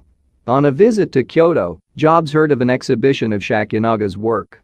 He immediately understood that there was something special about Shakyanaga's porcelain. As a matter of fact, he bought several cups, vases, and plates and went back to the show 3 times that week. Jobs returned to Kyoto several times over the course of his life in search of inspiration and ended up meeting Shakyanaga in person. It is said that Jobs had many questions for him, almost all of them about the fabrication process and the type of porcelain he used. Shakyanaga explained that he used white porcelain he extracted himself from mountains in the Toyama prefecture, making him the only artist of his ilk familiar with the fabrication process of porcelain objects, from their origins in the mountains to their final form, an authentic Takumi. Jobs was so impressed that he considered going to Toyama to see the mountain where Shakyanaga got his porcelain, but thought better of it when he heard that it was more than 4 hours by train from Kyoto. In an interview after Jobs' death, Shakyanaga said he was very proud that his work had been appreciated by the man who created the iPhone. He added that Jobs' last purchase from him had been a set of 12 teacups. Jobs had asked for something special, a new style. To satisfy this request, Shakyanaga made 150 teacups in the process of testing out new ideas. Of these, he chose the 12 best and sent them to the Jobs family. Ever since his first trip to Japan, Jobs was fascinated and inspired by the country's artisans, engineers, especially at Sony, philosophy, especially Zen, and cuisine, especially sushi. Sophisticated simplicity. What do Japanese artisans, engineers, Zen philosophy, and cuisine have in common? Simplicity and attention to detail. It is not a lazy simplicity, but a sophisticated one that searches out new frontiers, always taking the object, the body and mind, or the cuisine to the next level, according to one's Ikigai. As Csikszentmihalyi would say, the key is always having a meaningful challenge to overcome in order to maintain flow. The documentary Jiro Dreams of Sushi gives us another example of a Takumi, this time in the kitchen. Its protagonist has been making sushi every day for more than 80 years and owns a small sushi restaurant near the Ginza subway station in Tokyo. He and his son go every day to the famous Tsukiji fish market and choose the best fish to bring back to the restaurant. In the documentary, we see one of Jiro's apprentices learning to make tamago, a thin, slightly sweet omelette. No matter how hard he tries, he can't get Jiro's approval. He keeps practicing for years until he finally does. Why does the apprentice refuse to give up? Doesn't he get bored cooking eggs every day? No, because making sushi is his Ikigai, too. Both Jiro and his son are culinary artists. They don't get bored when they cook, they achieve a state of flow. They enjoy themselves completely when they are in the kitchen, that is their happiness, their Ikigai. They've learned to take pleasure in their work, to lose their sense of time. Beyond the close relationship between father and son, which helps them keep the challenge going each day, they also work in a quiet, peaceful environment that allows them to concentrate. Even after receiving a 3-star rating from Michelin, they never considered opening other locations or expanding the business. They serve just 10 patrons at a time at the bar of their small restaurant.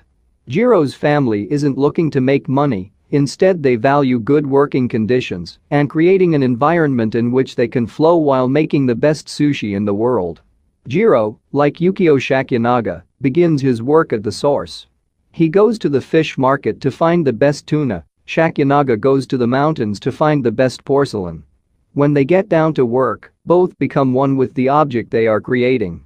This unity with the object that they reach in a state of flow takes on special meaning in Japan, where, according to Shintoism, forests, trees, and objects have a kami, spirit or god, within them.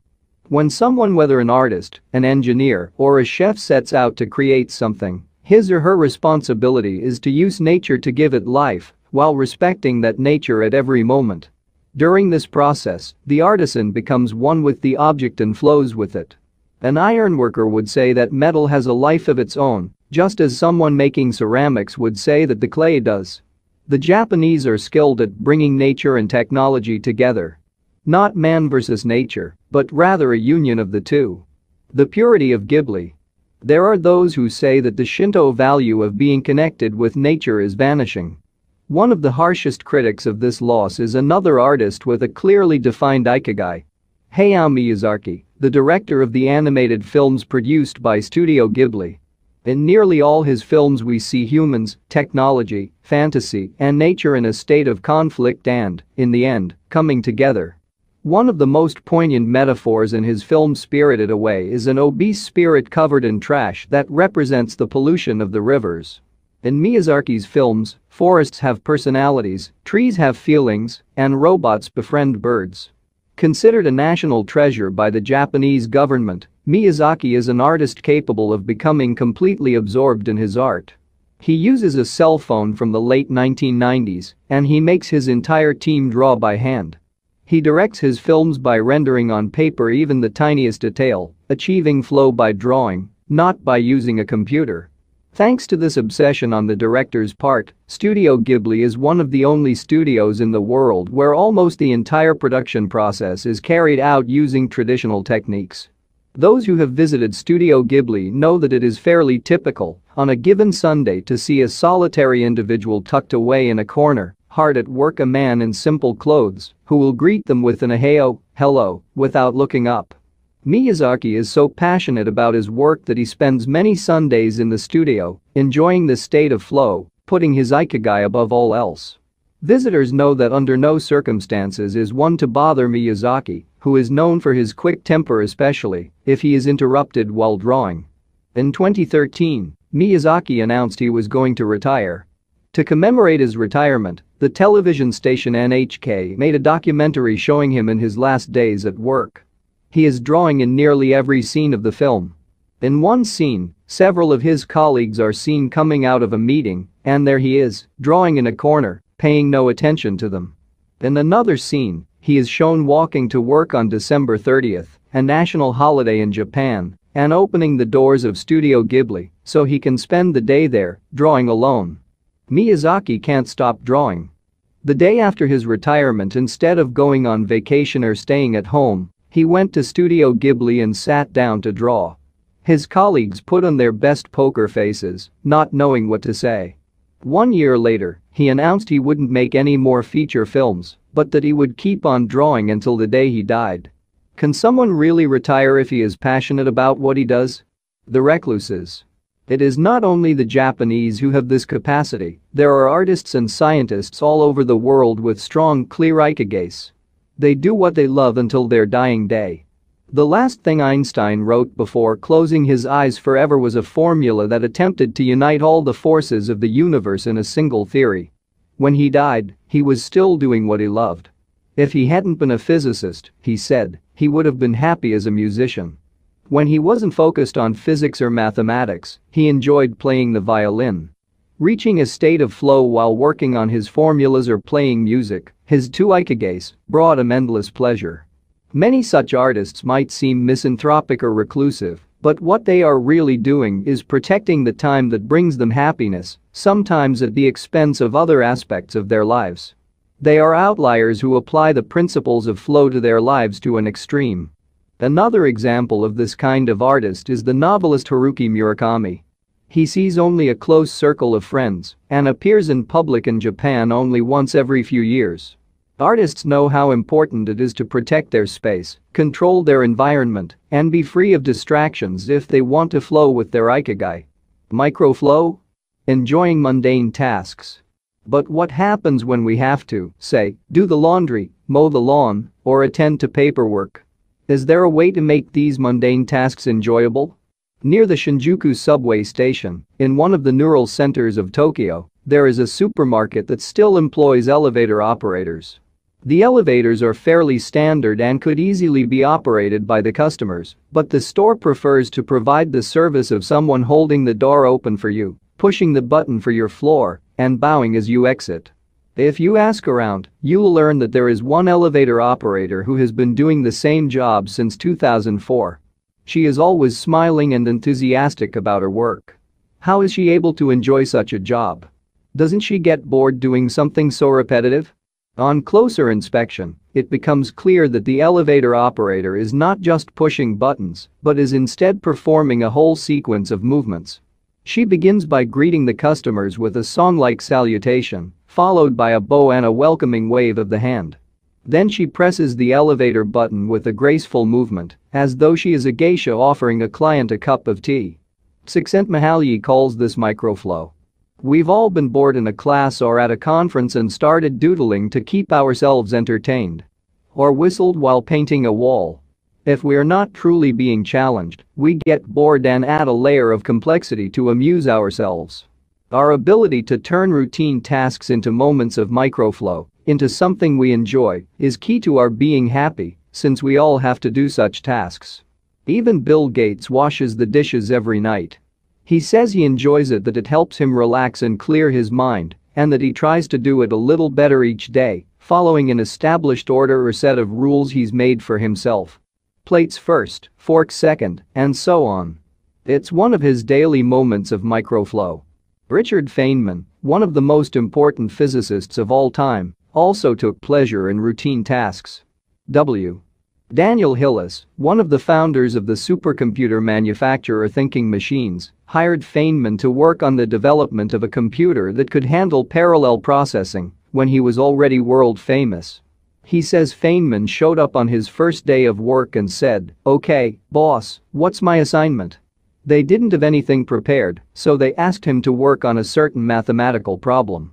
He immediately realized they were giving him an irrelevant task to keep him busy and said, "That sounds like a bunch of baloney, give me something real to do." So they sent him to a nearby shop to buy office supplies, and he completed his assignment with a smile on his face. When he didn't have something important to do or needed to rest his mind, Feynman dedicated himself to microflowing, say, painting the office walls. Weeks later, after visiting the Thinking Machines offices, a group of investors declared, "You have a Nobel laureate in there painting walls and soldering circuits." Instant vacations. Getting there through meditation. Training the mind can get us to a place of flow more quickly. Meditation is one way to exercise our mental muscles. There are many types of meditation, but they all have the same objective: calming the mind, observing our thoughts and emotions, and centering our focus on a single object. The basic practice involves sitting with a straight back and focusing on your breath. Anyone can do it, and you feel a difference after just one session. By fixing your attention on the air moving in and out of your nose, you can slow the torrent of thoughts and clear your mental horizons. The Archer's Secret. The winner of the 1988 Olympic gold medal for archery was a 17-year-old woman from South Korea. When asked how she prepared, she replied that the most important part of her training was meditating for 2 hours each day. If we want to get better at reaching a state of flow, meditation is an excellent antidote to our smartphones and their notifications constantly clamoring for our attention. One of the most common mistakes among people starting to meditate is worrying about doing it right, achieving absolute mental silence, or reaching nirvana. The most important thing is to focus on the journey. Since the mind is a constant swirl of thoughts, ideas, and emotions, slowing down the centrifuge even for just a few seconds can help us feel more rested and leave us with a sense of clarity. In fact, one of the things we learn in the practice of meditation is not to worry about anything that flits across our mental screen. The idea of killing our boss might flash into our mind, but we simply label it as a thought and let it pass like a cloud, without judging or rejecting it. It is only a thought, one of the 60,000 we have every day, according to some experts. Meditation generates alpha and theta brain waves.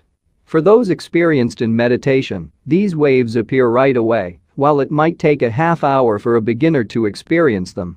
These relaxing brain waves are the ones that are activated right before we fall asleep, as we lie in the sun, or right after taking a hot bath. We all carry a spa with us everywhere we go. It's just a matter of knowing how to get in, something anyone can do, with a bit of practice. Humans as ritualistic beings. Life is inherently ritualistic.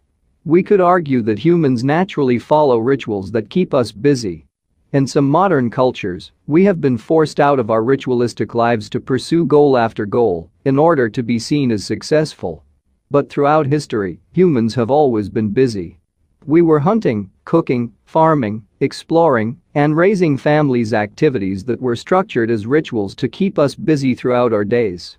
But in an unusual way, rituals still permeate daily life and business practices in modern Japan. The main religions in Japan, Confucianism, Buddhism, and Shintoism, are all ones in which the rituals are more important than absolute rules. When doing business in Japan, process, manners, and how you work on something is more important than the final results. Whether this is good or bad for the economy is beyond the scope of this book. What is indisputable, though, is that finding flow in a ritualistic workplace is much easier than in one in which we are continually stressed out trying to achieve unclear goals set by our bosses. Rituals give us clear rules and objectives, which help us enter a state of flow. When we have only a big goal in front of us, we might feel lost or overwhelmed by it. Rituals help us by giving us the process, the sub-steps, on the path to achieving a goal. When confronted with a big goal, try to break it down into parts and then attack each part one by one. Focus on enjoying your daily rituals, using them as tools to enter a state of flow. Don't worry about the outcome, it will come naturally. Happiness is in the doing, not in the result. As a rule of thumb, remind yourself: rituals over goals. The happiest people are not the ones who achieve the most. They are the ones who spend more time than others in a state of flow. Using flow to find your Ikigai. After reading this chapter, you should have a better idea of which activities in your life make you enter flow. Write all of them on a piece of paper, then ask yourself these questions. What do the activities that drive you to flow have in common? Why do those activities drive you to flow? For example, are all the activities you most like doing ones that you practice alone or with other people? Do you flow more when doing things that require you to move your body or just to think? In the answers to these questions, you might find the underlying Ikigai that drives your life. If you don't, then keep searching by going deeper into what you like, by spending more of your time in the activities that make you flow. Also, try new things that are not on the list of what makes you flow, but that are similar and that you are curious about. For example, if photography is something that drives you into flow, you could also try painting. You might even like it more. Or if you love snowboarding and have never tried surfing. Flow is mysterious. It is like a muscle. The more you train it, the more you will flow, and the closer you will be to your Ikigai. Chapter 5. Masters of Longevity. Words of wisdom from the longest living people in the world. When we started working on this book, we didn't want to just research the factors that contribute to a long and happy life. We wanted to hear from the true masters of this art. The interviews we conducted in Okinawa merit their own chapter, but in the section that precedes it, we have provided an overview of the life philosophies of a few international champions of longevity. We're talking about supercentenarians, people who live to 110 years of age or more. The term was coined in 1970 by Norris McWhirter, editor of the Guinness Book of World Records. Its use became more widespread in the 1990s after it appeared in William Strauss and Neil Howe's Generations. Today there are an estimated 300 to 450 supercentenarians in the world, although the age of only around 75 of them has been confirmed. They aren't superheroes, but we could see them as such for having spent far more time on this planet than the average life expectancy would predict. Given the rise in life expectancy around the world, the number of supercentenarians might also increase. A healthy and purposeful life could help us join their ranks. Let's take a look at what a few of them have to say. Miss Awakawa, 117. Eat and sleep, and you'll live a long time. You have to learn to relax. According to the Gerontology Research Group, until April 2015, the oldest living person in the world was Miss Awakawa, who passed away in a care facility in Osaka, Japan, after living for 117 years and 27 days. The daughter of a textile merchant, she was born in 1898 when Spain lost its colonies in Cuba and the Philippines, and the United States annexed Hawaii and launched Pepsi-Cola. Until she was 110, this woman who lived in 3 different centuries cared for herself unassisted. When specialists asked about her self-care routine, Miss Ao answered simply, eating sushi and sleeping, to which we should add, having a tremendous thirst for life. When they inquired about her secret for longevity, she answered with a smile, I ask myself the same thing. Proof that Japan continues to be a factory of long life. In July of the same year, Sakari Momoi passed away at 112 years and 150 days old. At the time, he was the oldest man in the world, though he was younger than 57 women. Maria Capavilla, 116. I've never eaten meat in my life. Born in Ecuador in 1889, Maria Capavilla was recognized by Guinness as the world's oldest person. She died of pneumonia in 2006 at 116 years and 347 days old, leaving behind 3 children, 12 grandchildren, and 20 great and great-great-grandchildren. She gave one of her last interviews at age 107, sharing her memories and her thoughts. I'm happy, and I give thanks to God, who keeps me going. I never thought I'd live so long, I thought I'd die long ago. My husband, Antonio Capavilla, was the captain of a ship. He passed away at 84. We had 2 daughters and a son, and now I have many grandchildren and great-grandchildren. Things were better back in the old days. People behaved better. We used to dance, but we were more restrained. There was this one song I loved dancing to. Maria by Louisa Larkin. I still remember most of the words. I also remember many prayers and say them every day. I like the waltz and can still dance it. I also still make crafts. I still do some of the things I did when I was in school. When she had finished recalling her past, she began to dance one of her great passions with an energy that made her seem decades younger. When asked about her secret for longevity, she responded simply, I don't know what the secret to long life is. The only thing I do is I've never eaten meat in my life. I attribute it to that. Jean Calment, 122. Everything's fine. Born in Arles, France, in February 1875, Jean Calment lived until August 4, 1997, making her, at 122, the oldest person of verified age in history.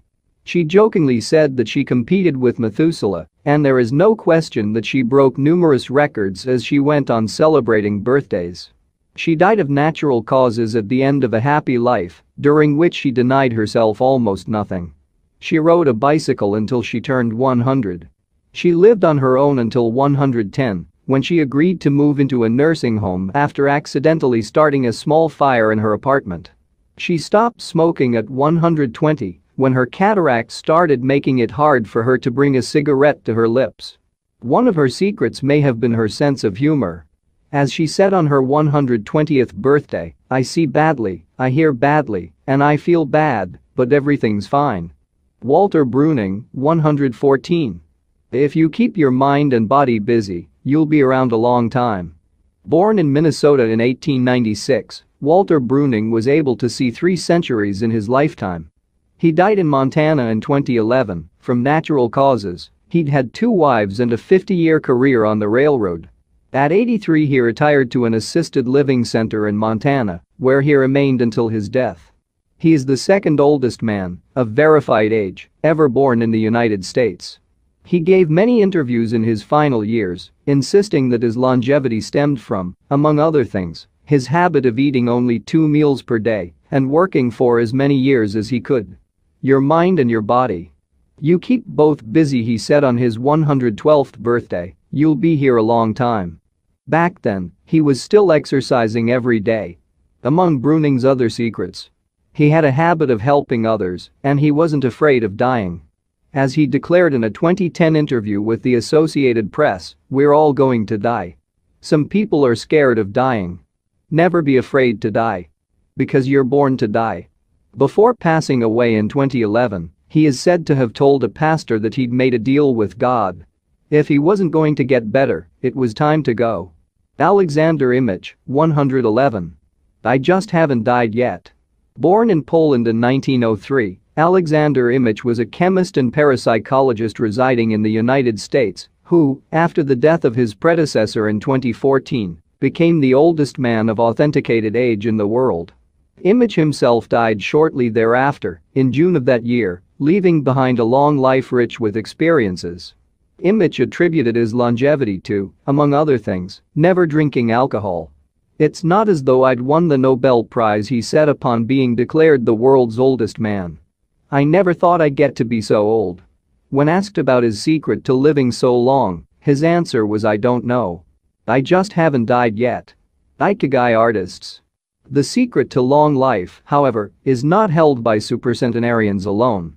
There are many people of advanced age who, though they haven't made it into Guinness World Records, offer us inspiration and ideas for bringing energy and meaning to our lives. Artists, for example, who carry the torch of their Ikigai instead of retiring, have this power. Art, in all its forms, is an Ikigai that can bring happiness and purpose to our days. Enjoying or creating beauty is free and something all human beings have access to. Hygge, the Japanese artist who made woodblock prints in the ukiyo-e style and lived for 88 years, from the mid-18th to the mid-19th century, added this postscript to the first edition of his 100 Views of Mount Fuji. All that I have produced before the age of 70 is not worth being counted. It is at the age of 73 that I have somewhat begun to understand the structure of true nature, of animals and grasses, and trees and birds, and fishes and insects. Consequently, at 80 years of age I shall have made still more progress. At 90 I hope to have penetrated into the mystery of things. At 100 years of age, I should have reached decidedly a marvelous degree, and when I shall be 110, all that I do, every point and every line, shall be instinct with life. In the pages that follow, we've collected some of the most inspirational words from artists interviewed by Camille Sweeney for the New York Times. Of those still living, none have retired, and all still enjoy their passion, which they plan to pursue until their final breath, demonstrating that when you have a clear purpose, no one can stop you. The actor Christopher Plummer, still working at 86, reveals a dark desire shared by many who love the profession. We want to drop dead on stage. That would be a nice theatrical way to go.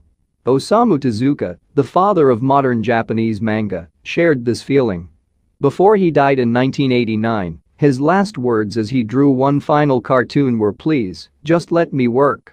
The 86-year-old filmmaker Frederick Wiseman declared on a stroll through Paris that he likes to work, which is why he does it with such intensity. Everybody complains about their aches and pains and all that, but my friends are either dead or are still working, he said. Carmen Herrera, a painter who just entered her 100th year, sold her first canvas at age 89. Today her work is in the permanent collections of the Tate Modern and the Museum of Modern Art. When asked how she viewed her future, she responded, "I am always waiting to finish the next thing." Absurd, I know. I go day by day. Never stop learning. You may grow old and trembling in your anatomies, you may lie awake at night listening to the disorder of your veins, you may miss your only love, you may see the world about you devastated by evil lunatics, or know your honor trampled in the sowers of baser minds. There is only one thing for it then to learn. Learn why the world wags and what wags it. That is the only thing which the mind can never exhaust, never alienate, never be tortured by, never fear or distrust, and never dream of regretting. T.H. White, the once and future king. For his part, naturalist and author Edward O. Wilson asserted, "I feel I have enough experience to join those who are addressing big questions." About 10 years ago, when I began reading and thinking more broadly about the questions of what are we, where did we come from and where are we going, I was astonished at how little this was being done. Ellsworth Kelly, an artist who passed away in 2015 at the age of 92, assured us that the idea that we lose our faculties with age is, in part, a myth, because instead we develop a greater clarity and capacity for observation. It's one thing about getting older, you see more. Every day I'm continuing to see new things. That's why there are new paintings. At 86, the architect Frank Gehry reminds us that some buildings can take 7 years from the time you're hired until you're finished, a fact that favors a patient attitude with regard to the passage of time. The man responsible for the Guggenheim Museum Bilbao, however, knows how to live in the here and now. You stay in your time. You don't go backward. I think if you relate to the time you're in, you keep your eyes and ears open, read the paper, see what's going on, stay curious about everything, you will automatically be in your time. Longevity in Japan. Because of its robust civil registry, many of those verified as having lived the longest are found in the United States. However, there are many centenarians living in remote villages in other countries. A peaceful life in the countryside seems pretty common among people who have watched a century pass. Without question, the international superstar of longevity is Japan, which has the highest life expectancy of any country in the world.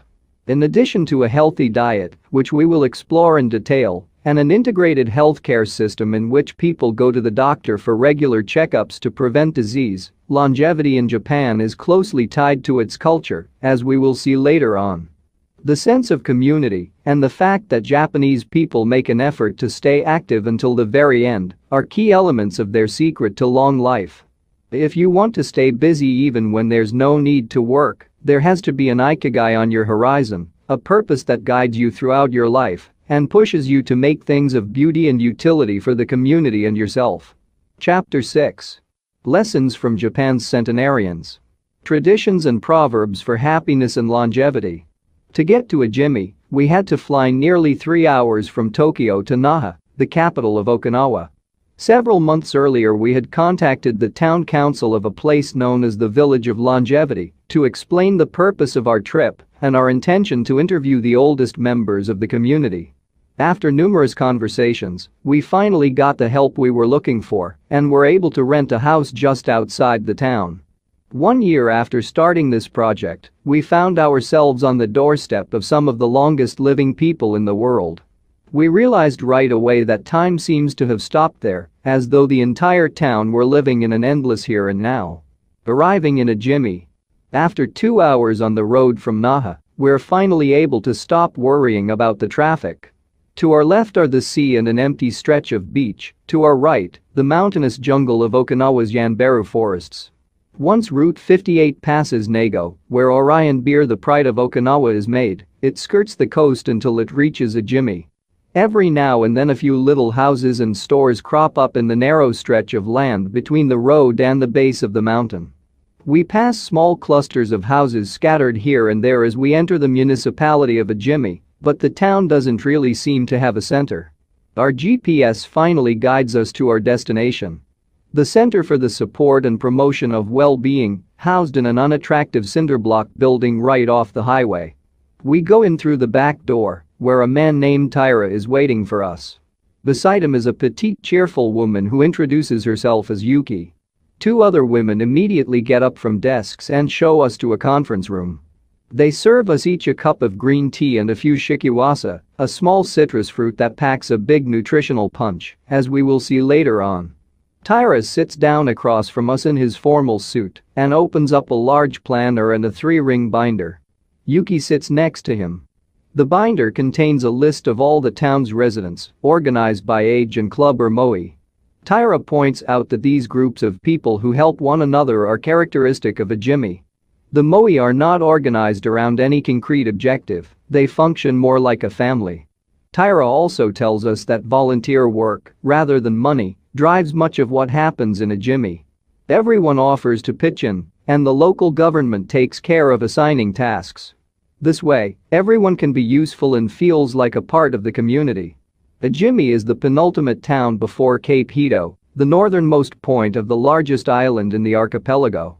From the top of one of Ijimi's mountains, we're able to look down over the whole town. Almost everything is the green of the Yanbaru jungle, making us wonder where the nearly 3,200 residents are hiding. We can see a few houses, but they're scattered in little clusters near the sea or in small valleys accessible by side roads. Communal life. We're invited to eat in one of Ijimi's few restaurants, but when we arrive the only 3 tables are already reserved. Don't worry, we'll go to Chirami instead. It never fills up, says Yuki, walking back to her car. She's still driving at age 88 and takes great pride in that. Her copilot is 99 and has also decided to spend the day with us. We have to drive fast to keep up with them on a highway that is sometimes more dirt than asphalt. Finally reaching the other end of the jungle, we can at last sit down to eat. I don't really go to restaurants, Yuki says as we take our seats. Almost everything I eat comes from my vegetable garden, and I buy my fish from Tanaka, who's been my friend forever. The restaurant is right by the sea and seems like something from the planet Tatooine, from Star Wars. The menu boasts in large letters that it serves slow food prepared with organic vegetables grown in the town. But really, Yuki continues, food is the least important thing. She is extroverted and rather pretty. She likes to talk about her role as the director of several associations run by the local government. Food won't help you live longer, she says, bringing to her lips a bite of the diminutive confection that followed our meal. The secret is smiling and having a good time. There are no bars and only a few restaurants and a Jimmy, but those who live there enjoy a rich social life that revolves around community centers. The town is divided into 17 neighborhoods, and each one has a president and several people in charge of things like culture, festivals, social activities, and longevity. Residents pay close attention to this last category. We're invited to the community center of one of the 17 neighborhoods. It is an old building right next to one of the mountains of the Yanbaru jungle, home to Bunagaya, the town's iconic sprites. The Bunagaya spirits of the Yanbaru jungle. Bunagaya are magical creatures that inhabit the Yanbaru jungle near Ajimi and its surrounding towns. They manifest as children with long red hair and like to hide in the jungle's gajimaru, banyan, trees and go fishing on the beach. Many of Okinawa's stories and fables are about Bunagaya sprites. They are mischievous, playful, and unpredictable. Locals say that the Bunagaya love the mountains, rivers, sea, trees, earth, wind, and animals, and that if you want to befriend them, you have to show respect for nature. A birthday party. When we arrive at the neighborhood's community center, we're greeted by a group of about 20 people who proudly proclaim, "The youngest among us is 83." We conduct our interviews at a large table while drinking green tea. When we finish, we're brought to an event space where we celebrate the birthdays of 3 members of the group. One woman is turning 99, another 94, and one young man has just reached 89. We sing a few songs popular in the village and finish up with happy birthday in English. The woman turning 99 blows out the candles and thanks everyone for coming to her party. We eat homemade shikiwasa cake and end up dancing and celebrating as though it were the birthday of a 20-something. It's the first party, but not the last, that we'll attend during our week in the village. We'll also do karaoke with a group of seniors who sing better than we do and attend a traditional festival with local bands, dancers, and food stands at the foot of a mountain. Celebrate each day, together. Celebrations seem to be an essential part of life in Ajimi. We're invited to watch a game of gateball, one of the most popular sports among Okinawa's older residents. It involves hitting a ball with a mallet-like stick. It is a low-impact sport that can be played anywhere and is a good excuse to move around and have fun as a group. The residents hold local competitions, and there is no age limit for participants. We participate in the weekly game and lose to a woman who recently turned 104. Everyone cheers, and the defeated look on our faces elicits laughter. In addition to playing and celebrating as a community, spirituality is also essential to the happiness of the village's residents. The gods of Okinawa. The main religion in Okinawa is known as Ryukyu Shinto. Ryukyu is the original name of the Okinawa archipelago, and Shinto means the path of the gods. One Ryukyu Shinto combines elements of Chinese Taoism, Confucianism, Buddhism, and Shintoism with shamanistic and animistic elements. According to this ancient faith, the world is populated by an infinite number of spirits divided into several types. Spirits of the home, of the forest, of the trees, and of the mountains. It is important to appease these spirits through rituals and festivals and by consecrating sacred grounds. Okinawa is full of sacred jungles and forests, where many of the 2 main kinds of temples are found. The Utaki and the Uganju. We visited an Uganju, or small open-air temple adorned with incense and coins, next to a waterfall in Ajimi. The Utaki is a collection of stones where people go to pray and where, supposedly, spirits gather. In Okinawa's religious practice, women are considered spiritually superior to men, whereas the opposite is true of traditional Shintoism in the rest of Japan. Yuta are women chosen as mediums by their communities to make contact with the spirit realm through traditional rites. Ancestor worship is another important feature of spiritual practice in Okinawa and in Japan in general. The home of each generation's firstborn usually contains a butsudan, or small altar, used to pray for and make offerings to the family's ancestors. The older, the stronger. Looking back, our days in a jimmy were intense, but relaxed, sort of like the lifestyle of the locals, who always seemed to be busy with important tasks, but who, upon closer inspection, did everything with a sense of calm. They were always pursuing their Ikigai, but they were never in a rush. Not only did they seem to be happily busy, but we also noticed that they followed the other principles for happiness that Washington Burnap stated 200 years ago.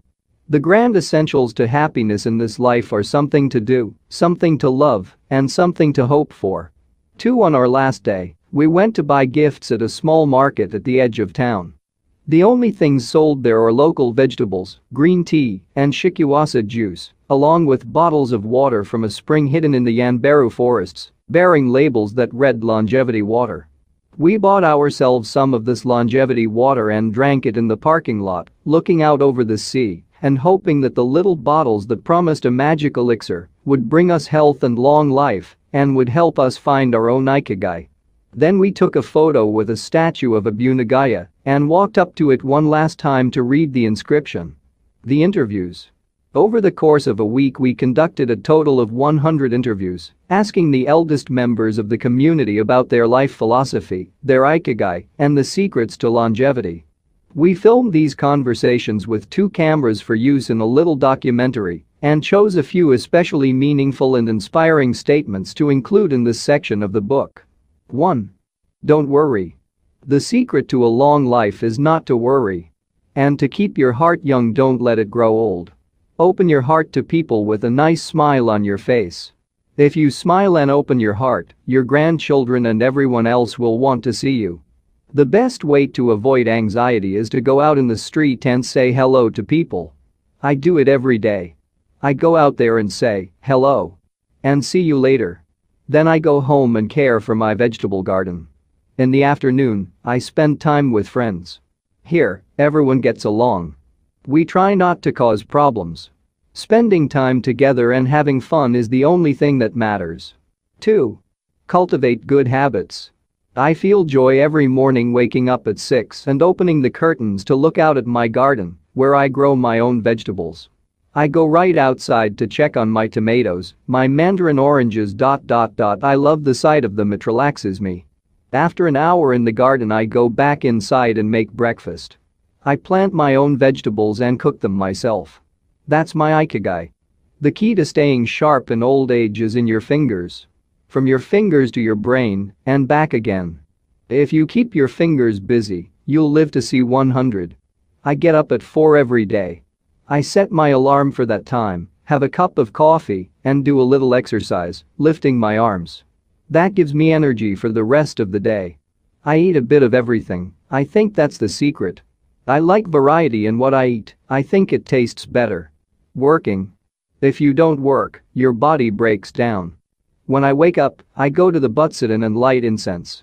You have to keep your ancestors in mind. It's the first thing I do every morning. I wake up every day at the same time, early, and spend the morning in my vegetable garden. I go dancing with my friends once a week. I do exercise every day, and every morning I go for a little walk. I never forget to do my Taiso exercises when I get up. Eating vegetables, it helps you live longer. To live a long time you need to do 3 things. Exercise to stay healthy, eat well, and spend time with people. 3. Nurture your friendships every day. Getting together with my friends is my most important Ikigai. We all get together here and talk, it's very important. I always know I'll see them all here tomorrow, and that's one of my favorite things in life. My main hobby is getting together with friends and neighbors. Talking each day with the people you love, that's the secret to a long life. I say, hello. And see you later.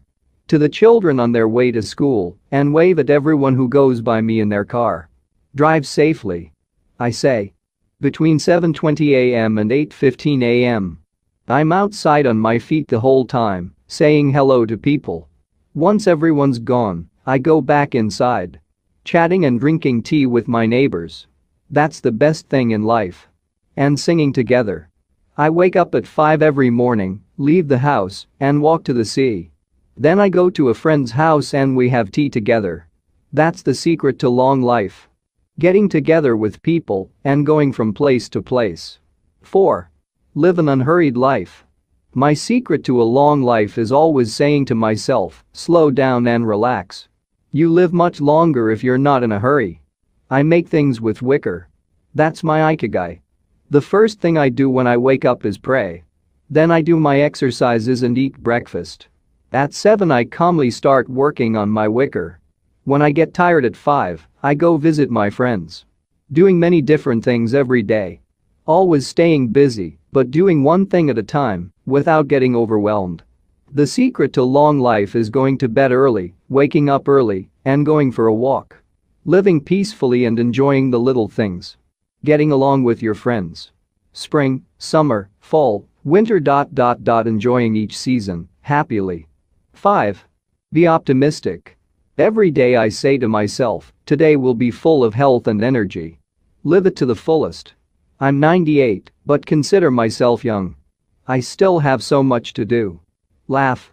Laughter is the most important thing. I laugh wherever I go. I'm going to live to be 100. Of course I am. It's a huge motivation for me. Dancing and singing with your grandchildren is the best thing in life. I feel very fortunate to have been born here. I give thanks for it every day. The most important thing in a Jimmy in life is to keep smiling. I do volunteer work to give back to the village a bit of what it has given to me. For example, I use my cart to help friends get to the hospital. There's no secret to it. The trick is just to live. Chapter 7. The Ikigai Diet. What the world's longest living people eat and drink. According to the World Health Organization, Japan has the highest life expectancy in the world. 85 years for men and 87.3 years for women. Moreover, it has the highest ratio of centenarians in the world. More than 520 for every million people as of September 2016.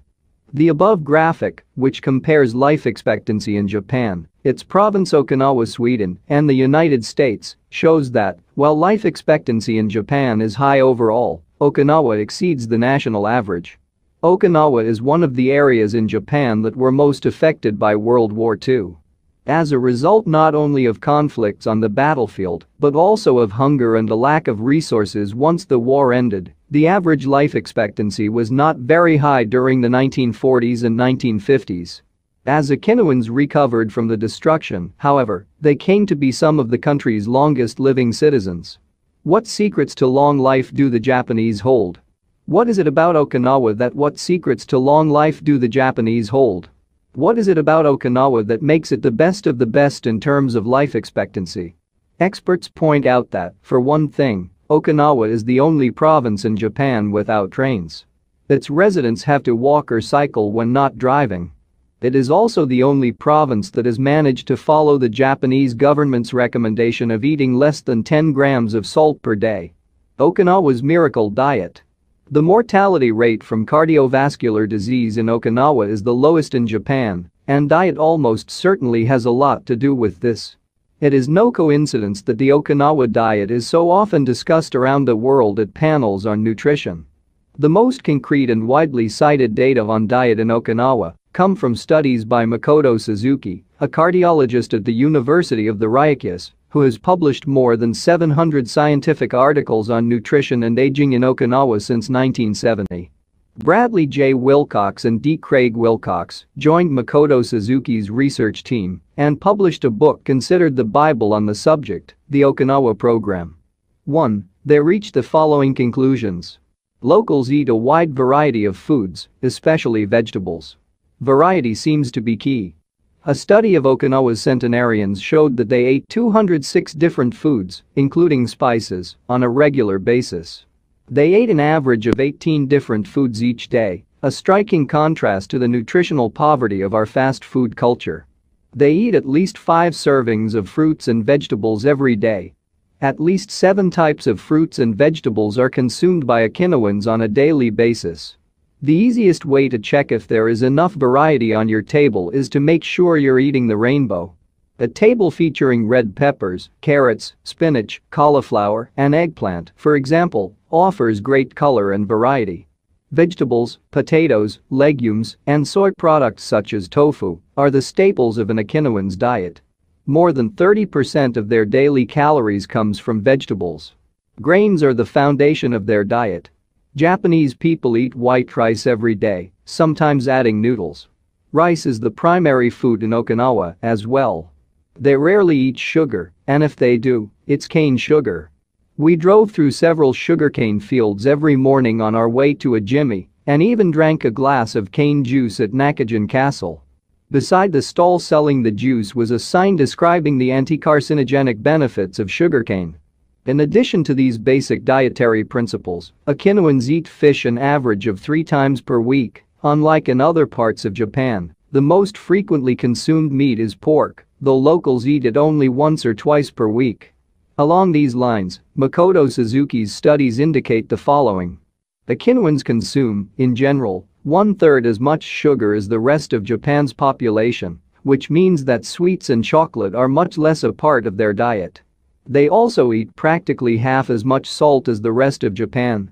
7 grams per day, compared to an average of 12.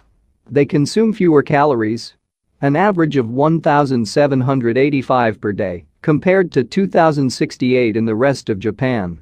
In fact, low caloric intake is common among the 5 blue zones. Harahachi-bu. This brings us back to the 80% rule we mentioned in the first chapter, a concept known in Japanese as harahachi-bu. It's easy to do. When you notice you're almost full but could have a little more. Just stop eating. One easy way to start applying the concept of harahachi-bu is to skip dessert. Or to reduce portion size. The idea is to still be a little bit hungry when you finish.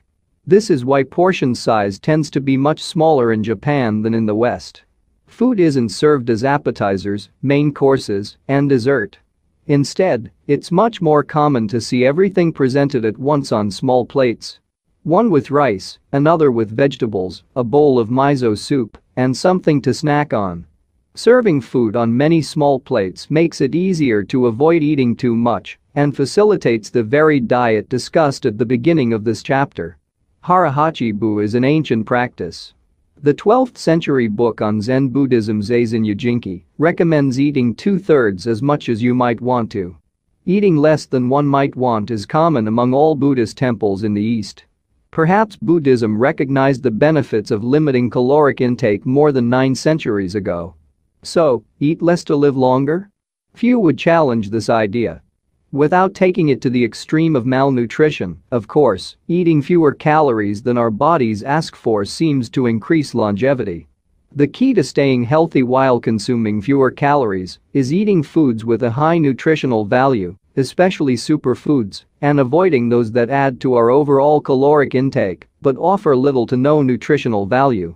The calorie restriction we've been discussing is one of the most effective ways to add years to your life. If the body regularly consumes enough, or too many, calories, it gets lethargic and starts to wear down, expending significant energy on digestion alone. Another benefit of calorie restriction is that it reduces levels of IGF-1, insulin-like growth factor 1, in the body. IGF-1 is a protein that plays a significant role in the aging process. It seems that one of the reasons humans and animals age is an excess of this protein in their blood. Whether calorie restriction will extend lifespan in humans is not yet known, but data increasingly indicate that moderate calorie restriction with adequate nutrition has a powerful protective effect against obesity, type 2 diabetes, inflammation, hypertension, and cardiovascular disease and reduces metabolic risk factors associated with cancer. An alternative to following the 80% rule on a daily basis is to fast for 1 or 2 days each week. The 5-2, or fasting, diet recommends 2 days of fasting, consuming fewer than 500 calories every week, and eating normally on the other 5 days. Among its many benefits, fasting helps cleanse the digestive system and allows it to rest. 15 natural antioxidants found in the Okinawan diet. Antioxidants are molecules that slow the oxidation process in cells, neutralizing the free radicals that cause damage and accelerate aging. The antioxidant power of green tea, for example, is well known and will be discussed later at greater length. Because they are rich in antioxidants and are eaten nearly every day in the region, these 15 foods are considered keys to Okinawan vitality. Tofu, miso, tuna, carrots, goya, bitter melon, kombu, sea kelp, cabbage, nori, seaweed, onion, soy sprouts, hachima, cucumber-like gourd, soybeans, boiled or raw, sweet potato, peppers, sanpin cha, jasmine tea. Sanpin cha, the reigning infusion in Okinawa. Okinawans drink more sanpin cha, a mix of green tea and jasmine flowers, than any other kind of tea. The closest approximation in the West would be the jasmine tea that usually comes from China. A 1988 study conducted by Hiroko Sho at the Okinawa Institute of Science and Technology indicates that jasmine tea reduces blood cholesterol levels. 4 sanpin cha can be found in many different forms in Okinawa and is even available in vending machines. In addition to all the antioxidant benefits of green tea, it boasts the benefits of jasmine, which include reducing the risk of heart attack, strengthening the immune system, helping relieve stress, lowering cholesterol. Okinawans drink an average of 3 cups of sanpin cha every day. Okinawans drink an average of 3 cups of sanpin cha every day.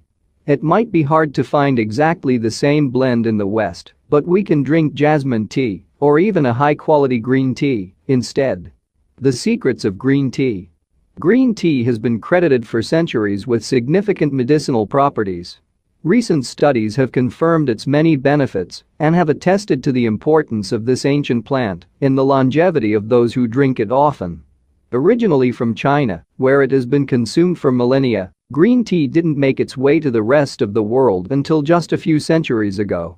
Unlike other teas, and as a result of being air-dried without fermentation, it retains its active elements even after being dried and crumbled. It offers meaningful health benefits such as controlling cholesterol, lowering blood sugar levels, improving circulation, protection against the flu, vitamin C, promoting bone health, fluoride, protection against certain bacterial infections, protection against UV damage, cleansing and diuretic effects. White tea, with its high concentration of polyphenols, may be even more effective against aging.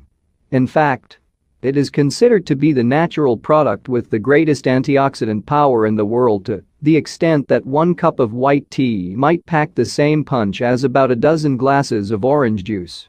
In summary, drinking green or white tea every day can help us reduce the free radicals in our bodies, keeping us young longer. The powerful shikiwasa. Shikiwasa is the citrus fruit par excellence of Okinawa, and Ijimi is its largest producer in all of Japan. The fruit is extremely acidic. It is impossible to drink shikiwasa juice without diluting it first with water. Its taste is somewhere between that of a lime and a mandarin orange, to which it bears a family resemblance. Shikiwasas also contain high levels of nobiletin, a flavonoid rich in antioxidants. All citrus fruits, grapefruits, oranges, lemons are high in nobiletin, but Okinawa's shikiwasas have 40 times as much as oranges. Consuming nobiletin has been proven to protect us from arteriosclerosis, cancer, type 2 diabetes, and obesity in general. Shikiwasas also contain vitamins C and B1, beta-carotene, and minerals. They are used in many traditional dishes and to add flavor to food, and are squeezed to make juice. While conducting research at the birthday parties of the town's grandparents, we were served shikiwasa cake. Chapter 8. Gentle movements, longer life. Exercises from the East that promote health and longevity. Studies from the blue zones suggest that the people who live longest are not the ones who do the most exercise, but rather the ones who move the most. When we visited Ijimi, the village of longevity, we discovered that even people over 80 and 90 years old are still highly active. They don't stay at home looking out the window or reading the newspaper. Ijimi's residents walk a lot, do karaoke with their neighbors, get up early in the morning, and, as soon as they've had breakfast or even before, head outside to weed their gardens. They don't go to the gym or exercise intensely, but they almost never stop moving in the course of their daily routines. If we live in a city, we might find it hard to move in natural and healthy ways every day, but we can turn to exercises that have proven for centuries to be good for the body. The Eastern disciplines for bringing body, mind, and soul into balance have become quite popular in the West, but in their countries of origin, they have been used for ages to promote health. Yoga, originally from India, though very popular in Japan and China's Qigong and Tai Chi, among other disciplines, seek to create harmony between a person's body and mind so they can face the world with strength, joy, and serenity. They are touted as elixirs of youth, and science has endorsed the claim. They are touted as elixirs of youth, and science has endorsed the claim. These gentle exercises offer extraordinary health benefits and are particularly appropriate for older individuals who have a harder time staying fit. Tai Chi has been shown, among other things, to slow the development of osteoporosis and Parkinson's disease, to increase circulation, and to improve muscle tone and flexibility. Its emotional benefits are just as important. It is a great shield against stress and depression. You don't need to go to the gym for an hour every day or run marathons. As Japanese centenarians show us, all you need is to add movement to your day. Practicing any of these Eastern disciplines on a regular basis is a great way to do so. An added benefit is that they all have well-defined steps, and as we saw in Chapter 4, disciplines with clear rules are good for flow. If you don't like any of these disciplines, feel free to choose a practice that you love and that makes you move. In the following pages we'll take a look at some of the practices that promote health and longevity, but first, a little appetizer. A singularly Japanese exercise for starting your day. Radio Taiso. This morning warm-up has been around since before World War II.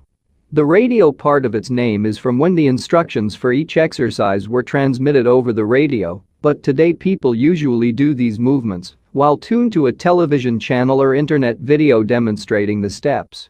One of the main purposes of doing Radio Taiso is to promote a spirit of unity among participants. The exercises are always done in groups, usually in schools before the start of classes and in businesses before the workday begins. Statistics show that 30% of Japanese practice Radio Taiso for a few minutes every morning. But Radio Taiso is one thing that almost everyone we interviewed in a Jimmy had in common. Even the residents of the nursing home we visited dedicated at least 5 minutes every day to it, though some did the exercises from their wheelchairs. We joined them on their daily practice and we felt refreshed for the rest of the day.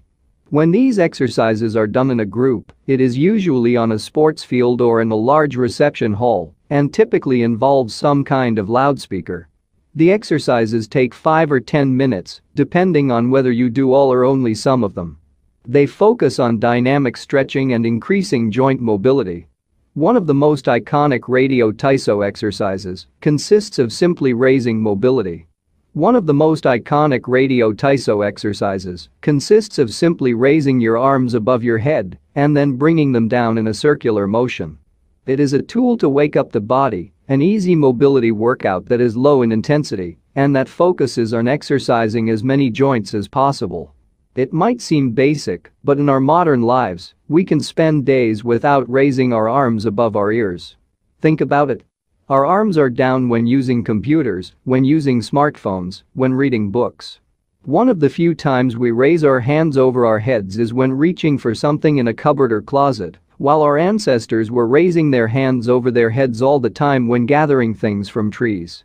Radio Taiso helps us to practice all the basic movements of the body. Yoga. Popular in Japan as well as in the West, yoga can be done by almost anyone. Some of its poses have even been adapted for pregnant women and practitioners with physical disabilities.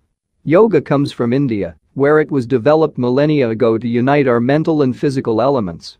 The word yoga itself comes from the Sanskrit term for yoke, which refers to the crosspiece that binds draft animals to one another and to the cart they're pulling. Yoga strives to unite body and mind in the same way, guiding us toward a healthy lifestyle in harmony with the world around us.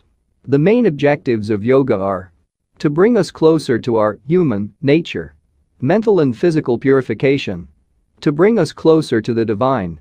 Styles of yoga. Though all are oriented towards similar goals, there are many different types of yoga that vary according to the traditions and texts from which they were developed. The differences among them lie, as the masters say, in the path taken to the summit of our best self. Jnana Yoga.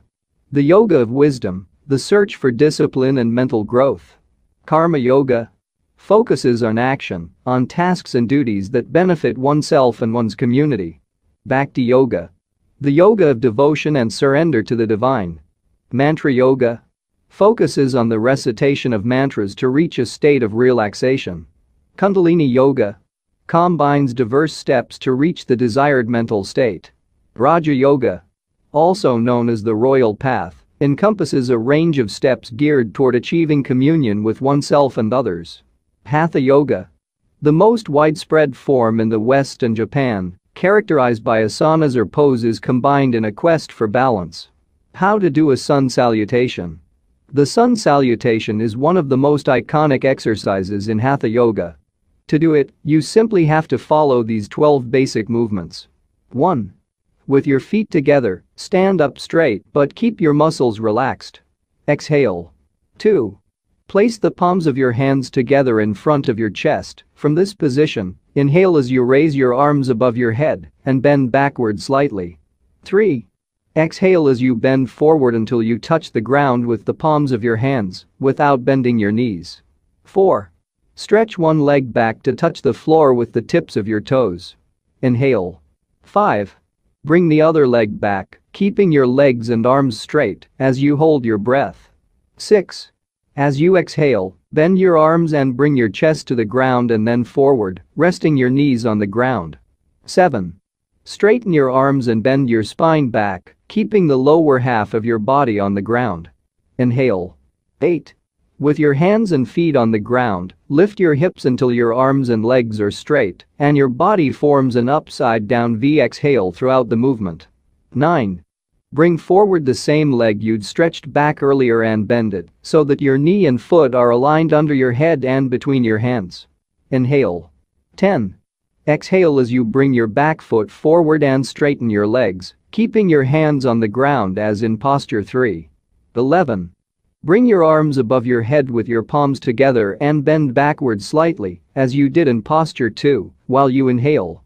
12. Lower your arms to their initial position in mountain pose while you exhale. You've just greeted the sun, now you're ready to have a fantastic day. Tai Chi. Also known as Tai Chi Chuan or Taijiquan, Tai Chi is a Chinese martial art that can be traced back hundreds of years to Buddhism and Confucianism. It is very popular in Japan, too.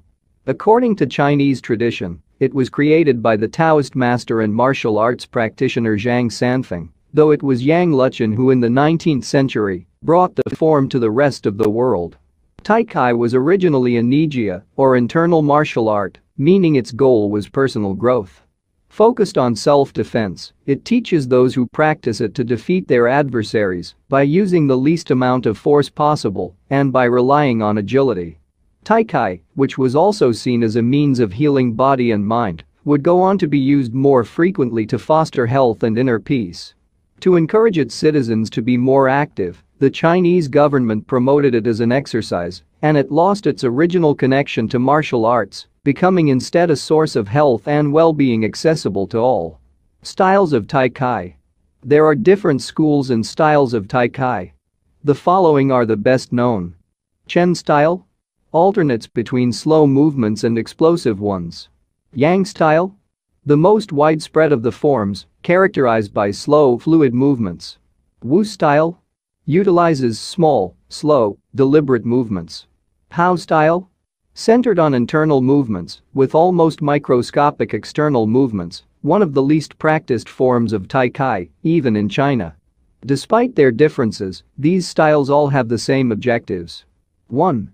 To control movement through stillness. 2. To overcome force through finesse. 3. To move second and arrive first. 4. To know yourself and your opponent. The 10 basic principles of Tai Chi. According to the master Yang Chengfu, the correct practice of Tai Chi follows 10 basic principles. 1. Elevate the crown of your head and focus all your energy there. 2. Tighten your chest and expand your back to lighten your lower body. 3. Relax your waist and let it guide your body. 4. Learn to differentiate between heaviness and lightness, knowing how your weight is distributed. 5.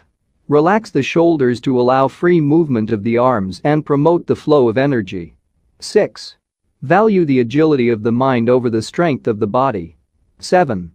Unify the upper and lower body so they act in concert. 8. Unify the internal and the external to synchronize mind, body, and breath. 9. Do not break the flow of your movement, maintain fluidity and harmony. 10. Look for stillness in movement. An active body leads to a calm mind. Imitating clouds. One of the best-known movements in Ikigai consists of following the form of clouds in an exercise called wave hands like clouds. Here are the steps. 1. Extend your arms in front of you with your palms down. 2. Turn your palms to face in, as though you were hugging a tree trunk. 3.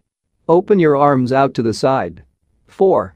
Bring the left arm up and center, and the right arm down and center. 5. Trace the shape of a ball in front of your body. 6. Turn your left palm toward your face. 7. Shift your weight to your left foot and pivot from your hip toward that side, while your eyes follow the movement of your hand. 8. Bring your left hand to your waist and your right hand in front of your face. 9. Shift your weight to your right foot. 10. Pivot toward your right, looking at your raised right hand the entire time. 11. Repeat this movement fluidly, shifting your weight from one foot to the other as you reposition your hands. 12. Stretch your arms out in front of you again and bring them down slowly, returning to your initial position. Qigong. Also known as Kai Kung, its name combines Kai, life force, or energy, and Gong, work, indicating that the form works with the individual's life force. Though relatively modern, especially under its current name, the art of Qigong is based on the Taoyin, an ancient art meant to foster mental and physical well-being. The practice began to appear in reports on training and martial arts at the beginning of the 20th century, and by the 1930s was being used in hospitals. The Chinese government later popularized it, as it had done with Ikigai. Qigong involves static and dynamic physical exercises that stimulate respiration in a standing, seated, or reclined position. There are many different styles of Qigong, but all of them seek to strengthen and regenerate Qi. Though its movements are typically gentle, the practice is intense. Benefits of Qigong. According to numerous international scientific studies, Qigong, like Tai Chi and yoga, offers significant health benefits. The following stand out among those proven through scientific research, as observed by Dr. Kenneth M. Sancier of San Francisco's Qigong Institute in his article Medical Applications of Qigong. Modification of brain waves. Improved balance of sex hormones. Lower mortality rate from heart attacks. Lower blood pressure in patients with hypertension. Greater bone density. Better circulation. Deceleration of symptoms associated with senility. Greater balance and efficiency of bodily functions. Increased blood flow to the brain and greater mind-body connection. Improved cardiac function. Reduction in the secondary effects of cancer treatments. Practicing these arts not only keeps us in shape, it also helps extend our lives. Methods for practicing Qigong. In order to practice Qigong correctly, we should remember that our life energy flows through our whole body. We should know how to regulate its many parts. 1. Tao Shen. Regulating the body by adopting the correct posture. It is important to be firmly rooted to the ground. 2. Tao Shi. Regulating the breath until it is calm, steady, and peaceful. 3. Tao Xin. Regulating the mind, the most complicated part, as it implies emptying the mind of thoughts. 4. Tao Kai. Regulating the life force through the regulation of the three prior elements so that it flows naturally. 5. Tao Shen. Regulating the spirit. The spirit is both strength and root in battle, as Yang Jwing-Ming explains in the essence of Taiji Qigong. In this way, the whole organism will be prepared to work together toward a single goal. The 5 elements of Qigong. One of Qigong's best-known exercises is a series representing the 5 elements. One of Qigong's best-known exercises is a series representing the 5 elements: earth, water, wood, metal, and fire. This series of movements seeks to balance the 5 currents of energy in order to improve brain and organ function. There are several ways to do these movements. In this case, we're following the model of Professor Maria Isabel Garcia Monreal from the Qigong Institute in Barcelona. Earth. 1. Stand with your legs apart and your feet directly below your shoulders. 2. Turn your feet outward slightly to strengthen the posture. 3. Keep your shoulders relaxed and down and your arms loose at your sides, slightly away from your body. This is the Wu Kai, or rooted, posture. 4. As you inhale, raise your arms in front of you until your hands are level with your shoulders, your palms facing down. 5. Exhale as you bend your knees and bring your arms down until your hands are level with your stomach, your palms facing in. 6. Hold this position for a few seconds, focusing on your breath. Water. 1. Starting from earth posture, bend your knees into a squat, keeping your chest upright and exhaling throughout. 2. Press your coccyx downward to stretch your lumbar spine. 3. As you inhale, stand to return to earth posture. 4. Repeat twice for a total of 3. Wood. 1. Starting from earth posture, turn your palms upward and open your arms to the side, forming a circle as you inhale until your hands are level with your clavicle. Turn your hands so that your palms and elbows point downward while keeping your shoulders relaxed. 2. Reverse the movement as you exhale, making a downward circle with your arms until you reach your initial position. 3. Repeat twice for a total of 3. Metal. 1. Starting from earth posture, raise your arms until your hands are level with your sternum. 2. Turn your palms toward each other, about 4 inches apart, with your fingers relaxed and slightly separated, pointing upward. 3. As you inhale, move your hands away from each other until they are shoulder width apart. 4. As you exhale, bring your hands toward each other until they are back in position 2. 5. Repeat twice for a total of 3, observing the concentration of energy as you bring your hands together in front of your lungs. Fire. 1. Starting from earth posture, bring your hands level with your heart as you inhale, with one hand slightly above the other and your palms facing each other. 2. Rotate your hands to feel the energy of your heart. 3. Turn from your waist gently to the left, keeping your torso relaxed and your forearms parallel to the ground. 4. With your palms still facing each other, separate your hands, bringing one up until it is level with your shoulder and the other down in front of your abdomen. 5. Turn from your waist gently to the right, keeping your torso relaxed and your forearms parallel to the ground. 6. As you exhale, let your hands come back together in front of your heart. 7. With your palms still facing each other, separate your hands, bringing one up until it is level with your shoulder and the other down in front of your abdomen. Completing the series. 1.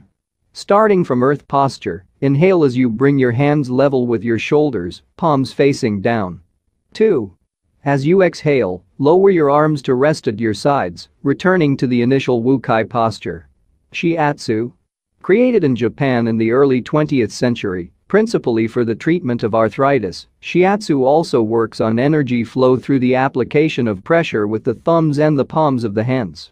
In combination with stretching and breathing exercises, it seeks to create equilibrium among the different elements of the body. It is not important that a Tao Yin have a name, is imitating something, or is engraved in jade. What is important is the technique and the essence of what is really practiced. Stretching and contracting, bending and lifting of the head, stepping, lying down, resting or standing, walking or stepping. Slowly, screaming or breathing, everything can be a Tao Yin. Ji Hong. Breathe better, live longer.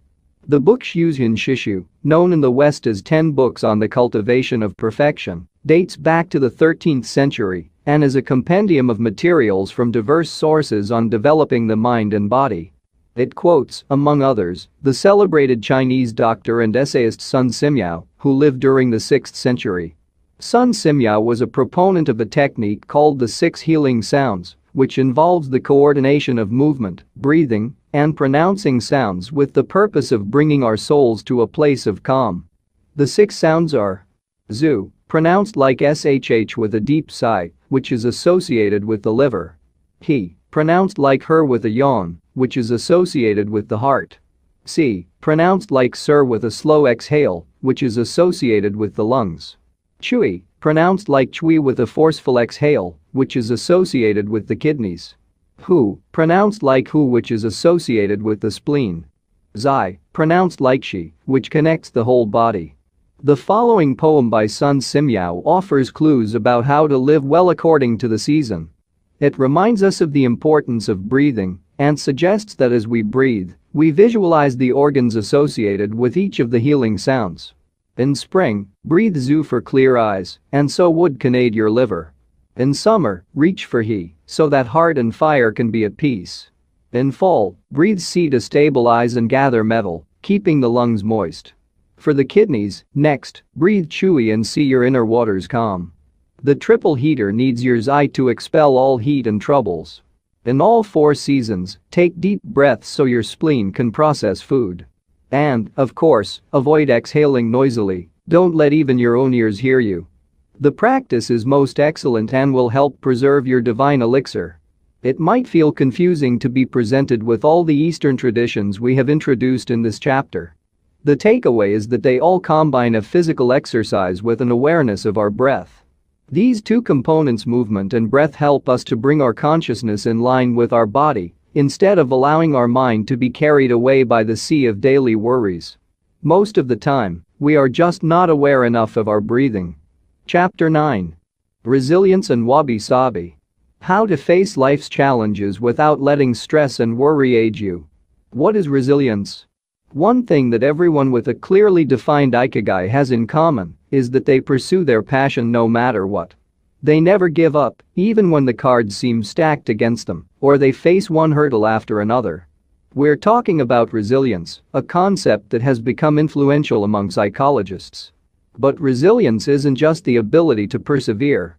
As we'll see in this chapter, it is also an outlook we can cultivate to stay focused on the important things in life, rather than what is most urgent, and to keep ourselves from being carried away by negative emotions.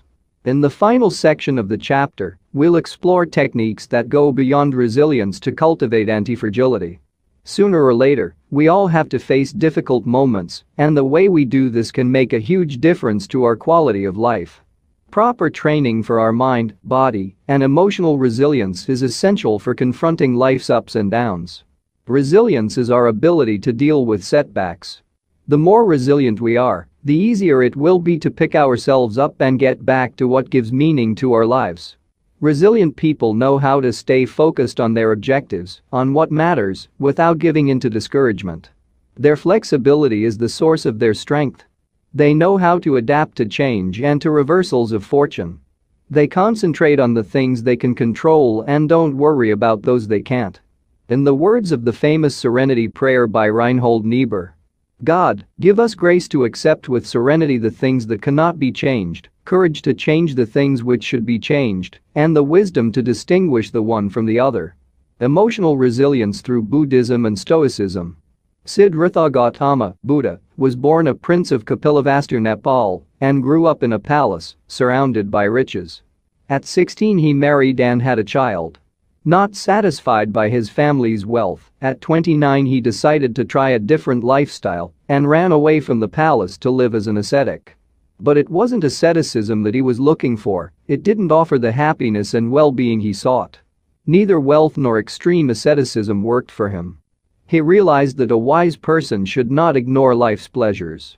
A wise person can live with these pleasures, but should always remain conscious of how easy it is to be enslaved by them. Zeno of Citium began his studies with the Cynics. The Cynics also led ascetic lives, leaving behind all earthly pleasures. They lived in the street, and the only thing they owned was the clothing on their backs. Seeing that cynicism did not give him a sense of well-being, Zeno abandoned its teachings to found the school of Stoicism, which centers on the idea that there is nothing wrong with enjoying life's pleasures, as long as they do not take control of your life as you enjoy them. You have to be prepared for those pleasures to disappear. The goal is not to eliminate all feelings and pleasures from our lives, as in cynicism, but to eliminate negative emotions. Since their inception, one of the objectives of both Buddhism and Stoicism has been to control pleasure, emotions, and desires. Though the philosophies are very different, both aim to curb our ego and control our negative emotions. Both Stoicism and Buddhism are, at their roots, methods for practicing well-being. According to Stoicism, our pleasures and desires are not the problem. We can enjoy them as long as they don't take control of us. The Stoics viewed those who were able to control their emotions as virtuous. What's the worst thing that could happen? We finally land our dream job, but after a little while we are already hunting for a better one. We win the lottery and buy a nice car, but then decide we can't live without a sailboat. We finally win the heart of the man or woman we've been without a sailboat. We finally win the heart of the man or woman we've been pining for, and suddenly find we have a wandering eye. People can be insatiable.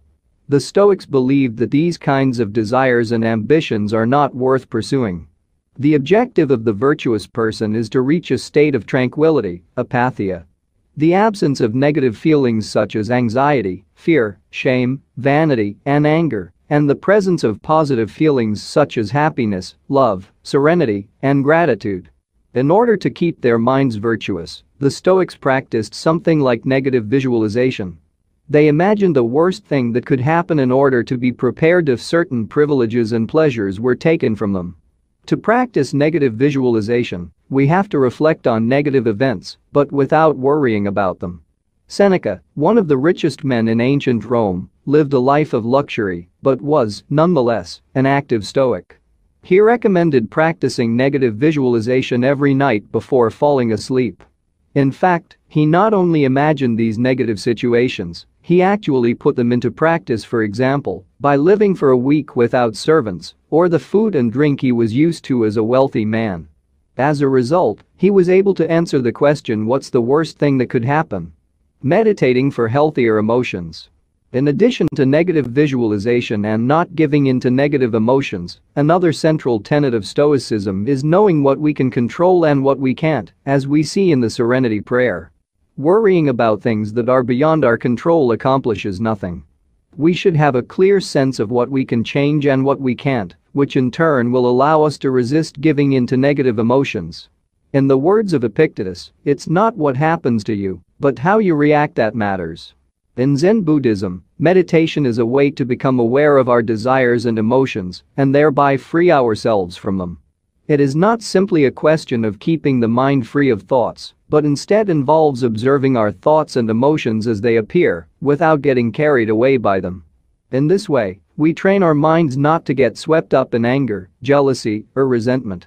One of the most commonly used mantras in Buddhism focuses on controlling negative emotions. Ak Magi Padme Hkc, in which Ak is the generosity that purifies the ego, Ma is the ethics that purifies jealousy. Gai is the patience that purifies passion and desire, Pad is the precision that purifies bias, Me is the surrender that purifies greed, and Hkc is the wisdom that purifies hatred. The here and now, and the impermanence of things. Another key to cultivating resilience is knowing in which time to live. Both Buddhism and Stoicism remind us that the present is all that exists, and it is the only thing we can control. Instead of worrying about the past or the future, we should appreciate things just as they are in the moment, in the now. The only moment in which you can be truly alive is the present moment, observes the Buddhist monk Thich Nhat Hanh. In addition to living in the here and now, the Stoics recommend reflecting on the impermanence of the things around us. The Roman Emperor Marcus Aurelius said that the things we love are like the leaves of a tree. They can fall at any moment with a gust of wind.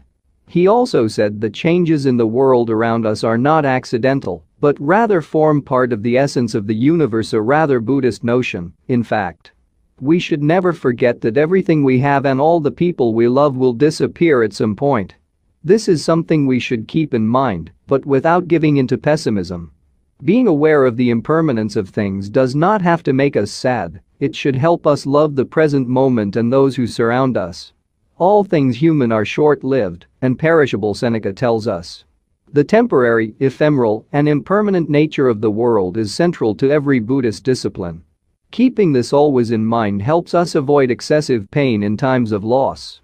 Wabi-sabi and Ikigai.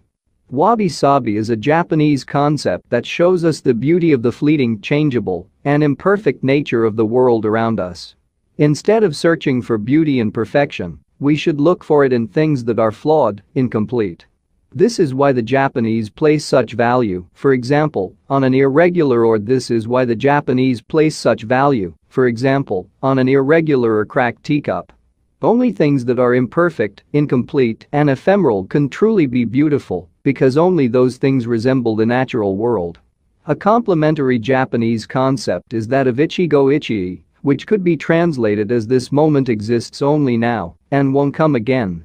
It is heard most often in social gatherings as a reminder that each encounter, whether with friends, family, or strangers, is unique and will never be repeated, meaning that we should enjoy the moment and not lose ourselves in worries about the past or the future. The concept is commonly used in tea ceremonies, Zen meditation, and Japanese martial arts, all of which place emphasis on being present in the moment.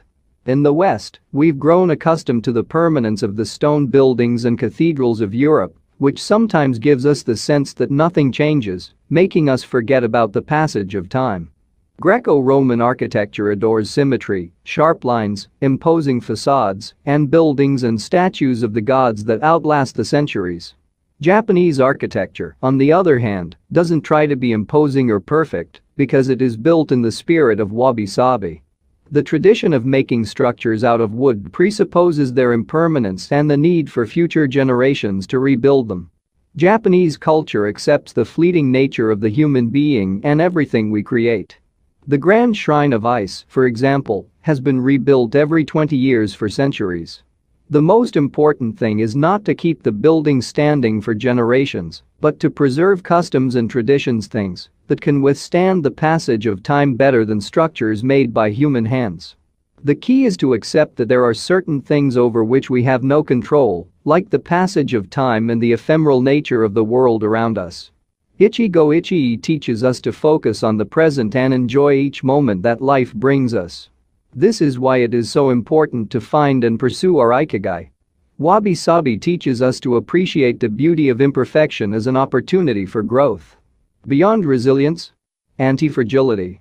As the legend goes, the first time Hercules faced the Hydra, he despaired when he discovered that cutting off one of its heads meant that two would grow back in its place. He would never be able to kill the beast if it got stronger with every wound. As Nassim Nicholas Taleb explains in Anti-Fragile. Things that gain from disorder. 4. We use the word fragile to describe people, things, and organizations that are weakened when harmed. And the words robust and resilient for things that are able to withstand harm without weakening. But we don't have a word for things that get stronger when harmed, up to a point. To refer to the kind of power possessed by the Hydra of Lerna, to talk about things that get stronger when they are harmed, Taleb proposes the term antifragile. Antifragility is beyond resilience or robustness. The resilient resists shocks and stays the same, the antifragile gets better. Catastrophes and exceptional circumstances offer good models for explaining antifragility. In 2011, a tsunami hit the Tohoku region of Japan, doing tremendous damage to dozens of cities and towns along the coast, most famously Fukushima. When we visited the affected coast 2 years after the catastrophe, having driven for hours along cracked highways and past one empty gas station after another, we passed through several ghost towns whose streets had been taken over by the remnants of houses, piles of cars, and empty train stations. These towns were fragile spaces that had been forgotten by the government and could not recover on their own.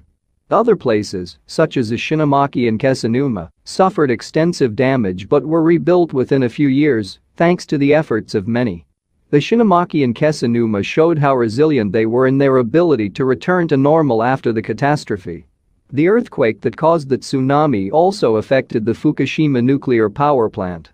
The Tokyo Electric Power Company engineers working at the plant were not prepared to recover from that kind of damage. The Fukushima nuclear facility is still in a state of emergency and will be for decades to come. It demonstrated its fragility in the face of an unprecedented catastrophe. The Japanese financial markets closed minutes after the earthquake. Which businesses did the best in the aftermath? Stock in big construction companies has been steadily on the rise since 2011. The need to rebuild the entire coast of Tomoku is a boon for construction. In this case, Japanese construction companies are anti-fragile since they benefited enormously from the catastrophe. Now let's take a look at how we can apply this concept to our daily lives. How can we be more anti-fragile? Step 1. Create redundancies. Instead of having a single salary, try to find a way to make money from your hobbies, at other jobs, or by starting your own business. If you have only one salary, you might be left with nothing should your employer run into trouble, leaving you in a position of fragility. On the other hand, if you have several options and you lose your primary job, it might just happen that you end up dedicating more time to your secondary job and maybe even make more money at it. You would have beaten that stroke of bad luck and would be, in that case, anti-fragile. 100% of the seniors we interviewed in Hygge had a primary and a secondary occupation. Most of them kept a vegetable garden as a secondary job and sold their produce at the local market. The same idea goes for friendships and personal interests. It's just a matter, as the saying goes, of not putting all your eggs in one basket. In the sphere of romantic relationships, there are those who focus all their energy on their partner and make him or her their whole world. Those people lose everything if the relationship doesn't work out, whereas if they've cultivated strong friendships and a full life along the way, they'll be in a better position to move on at the end of a relationship. They'll be anti-fragile. Right now you might be thinking, I don't need more than one salary, and I'm happy with the friends I've always had. Why should I add anything new? It might seem like a waste of time to add variation to our lives because extraordinary things don't ordinarily happen. We slip into a comfort zone. But the unexpected always happens, sooner or later. Step 2. Bet conservatively in certain areas and take many small risks in others.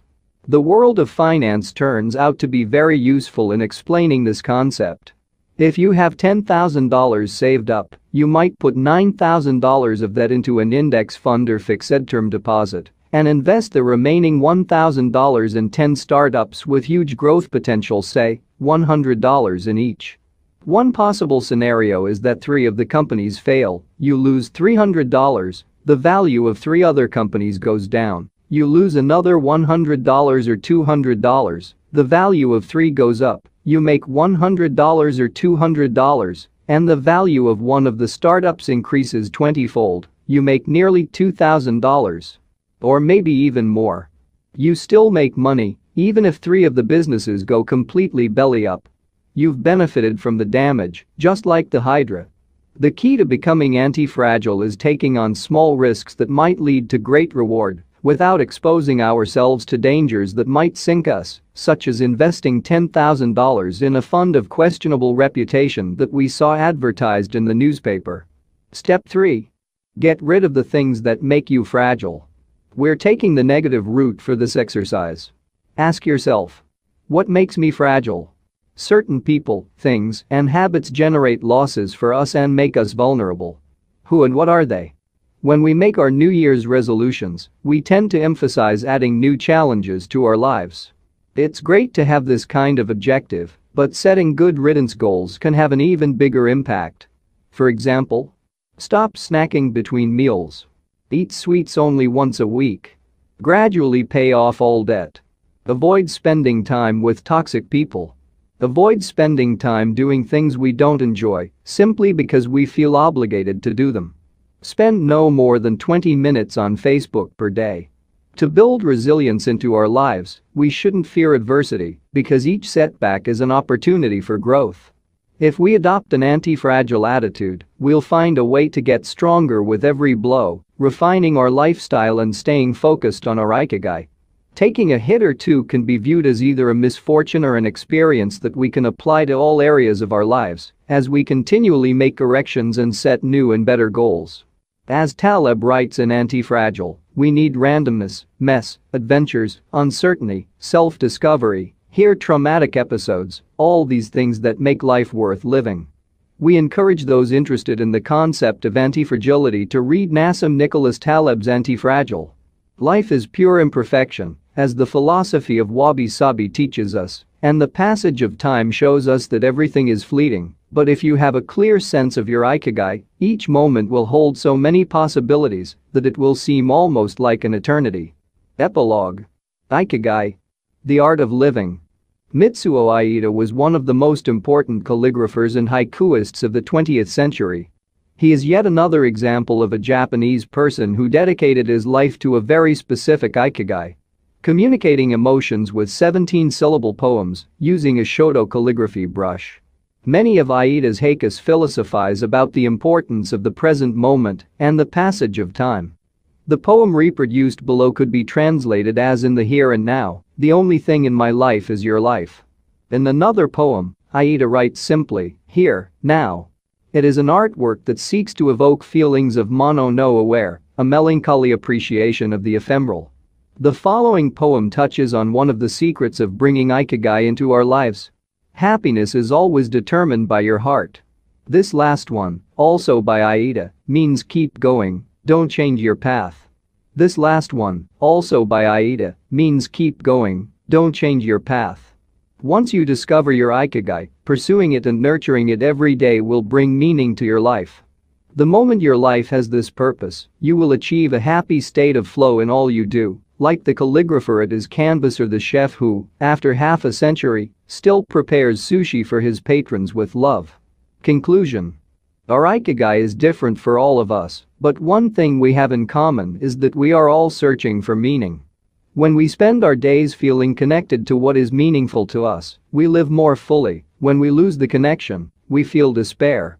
Modern life estranges us more and more from our true nature, making it very easy for us to lead lives lacking in meaning. Powerful forces and incentives, money, power, attention, success, distract us on a daily basis. Don't let them take over your life. Our intuition and curiosity are very powerful internal compasses to help us connect with our Ikigai.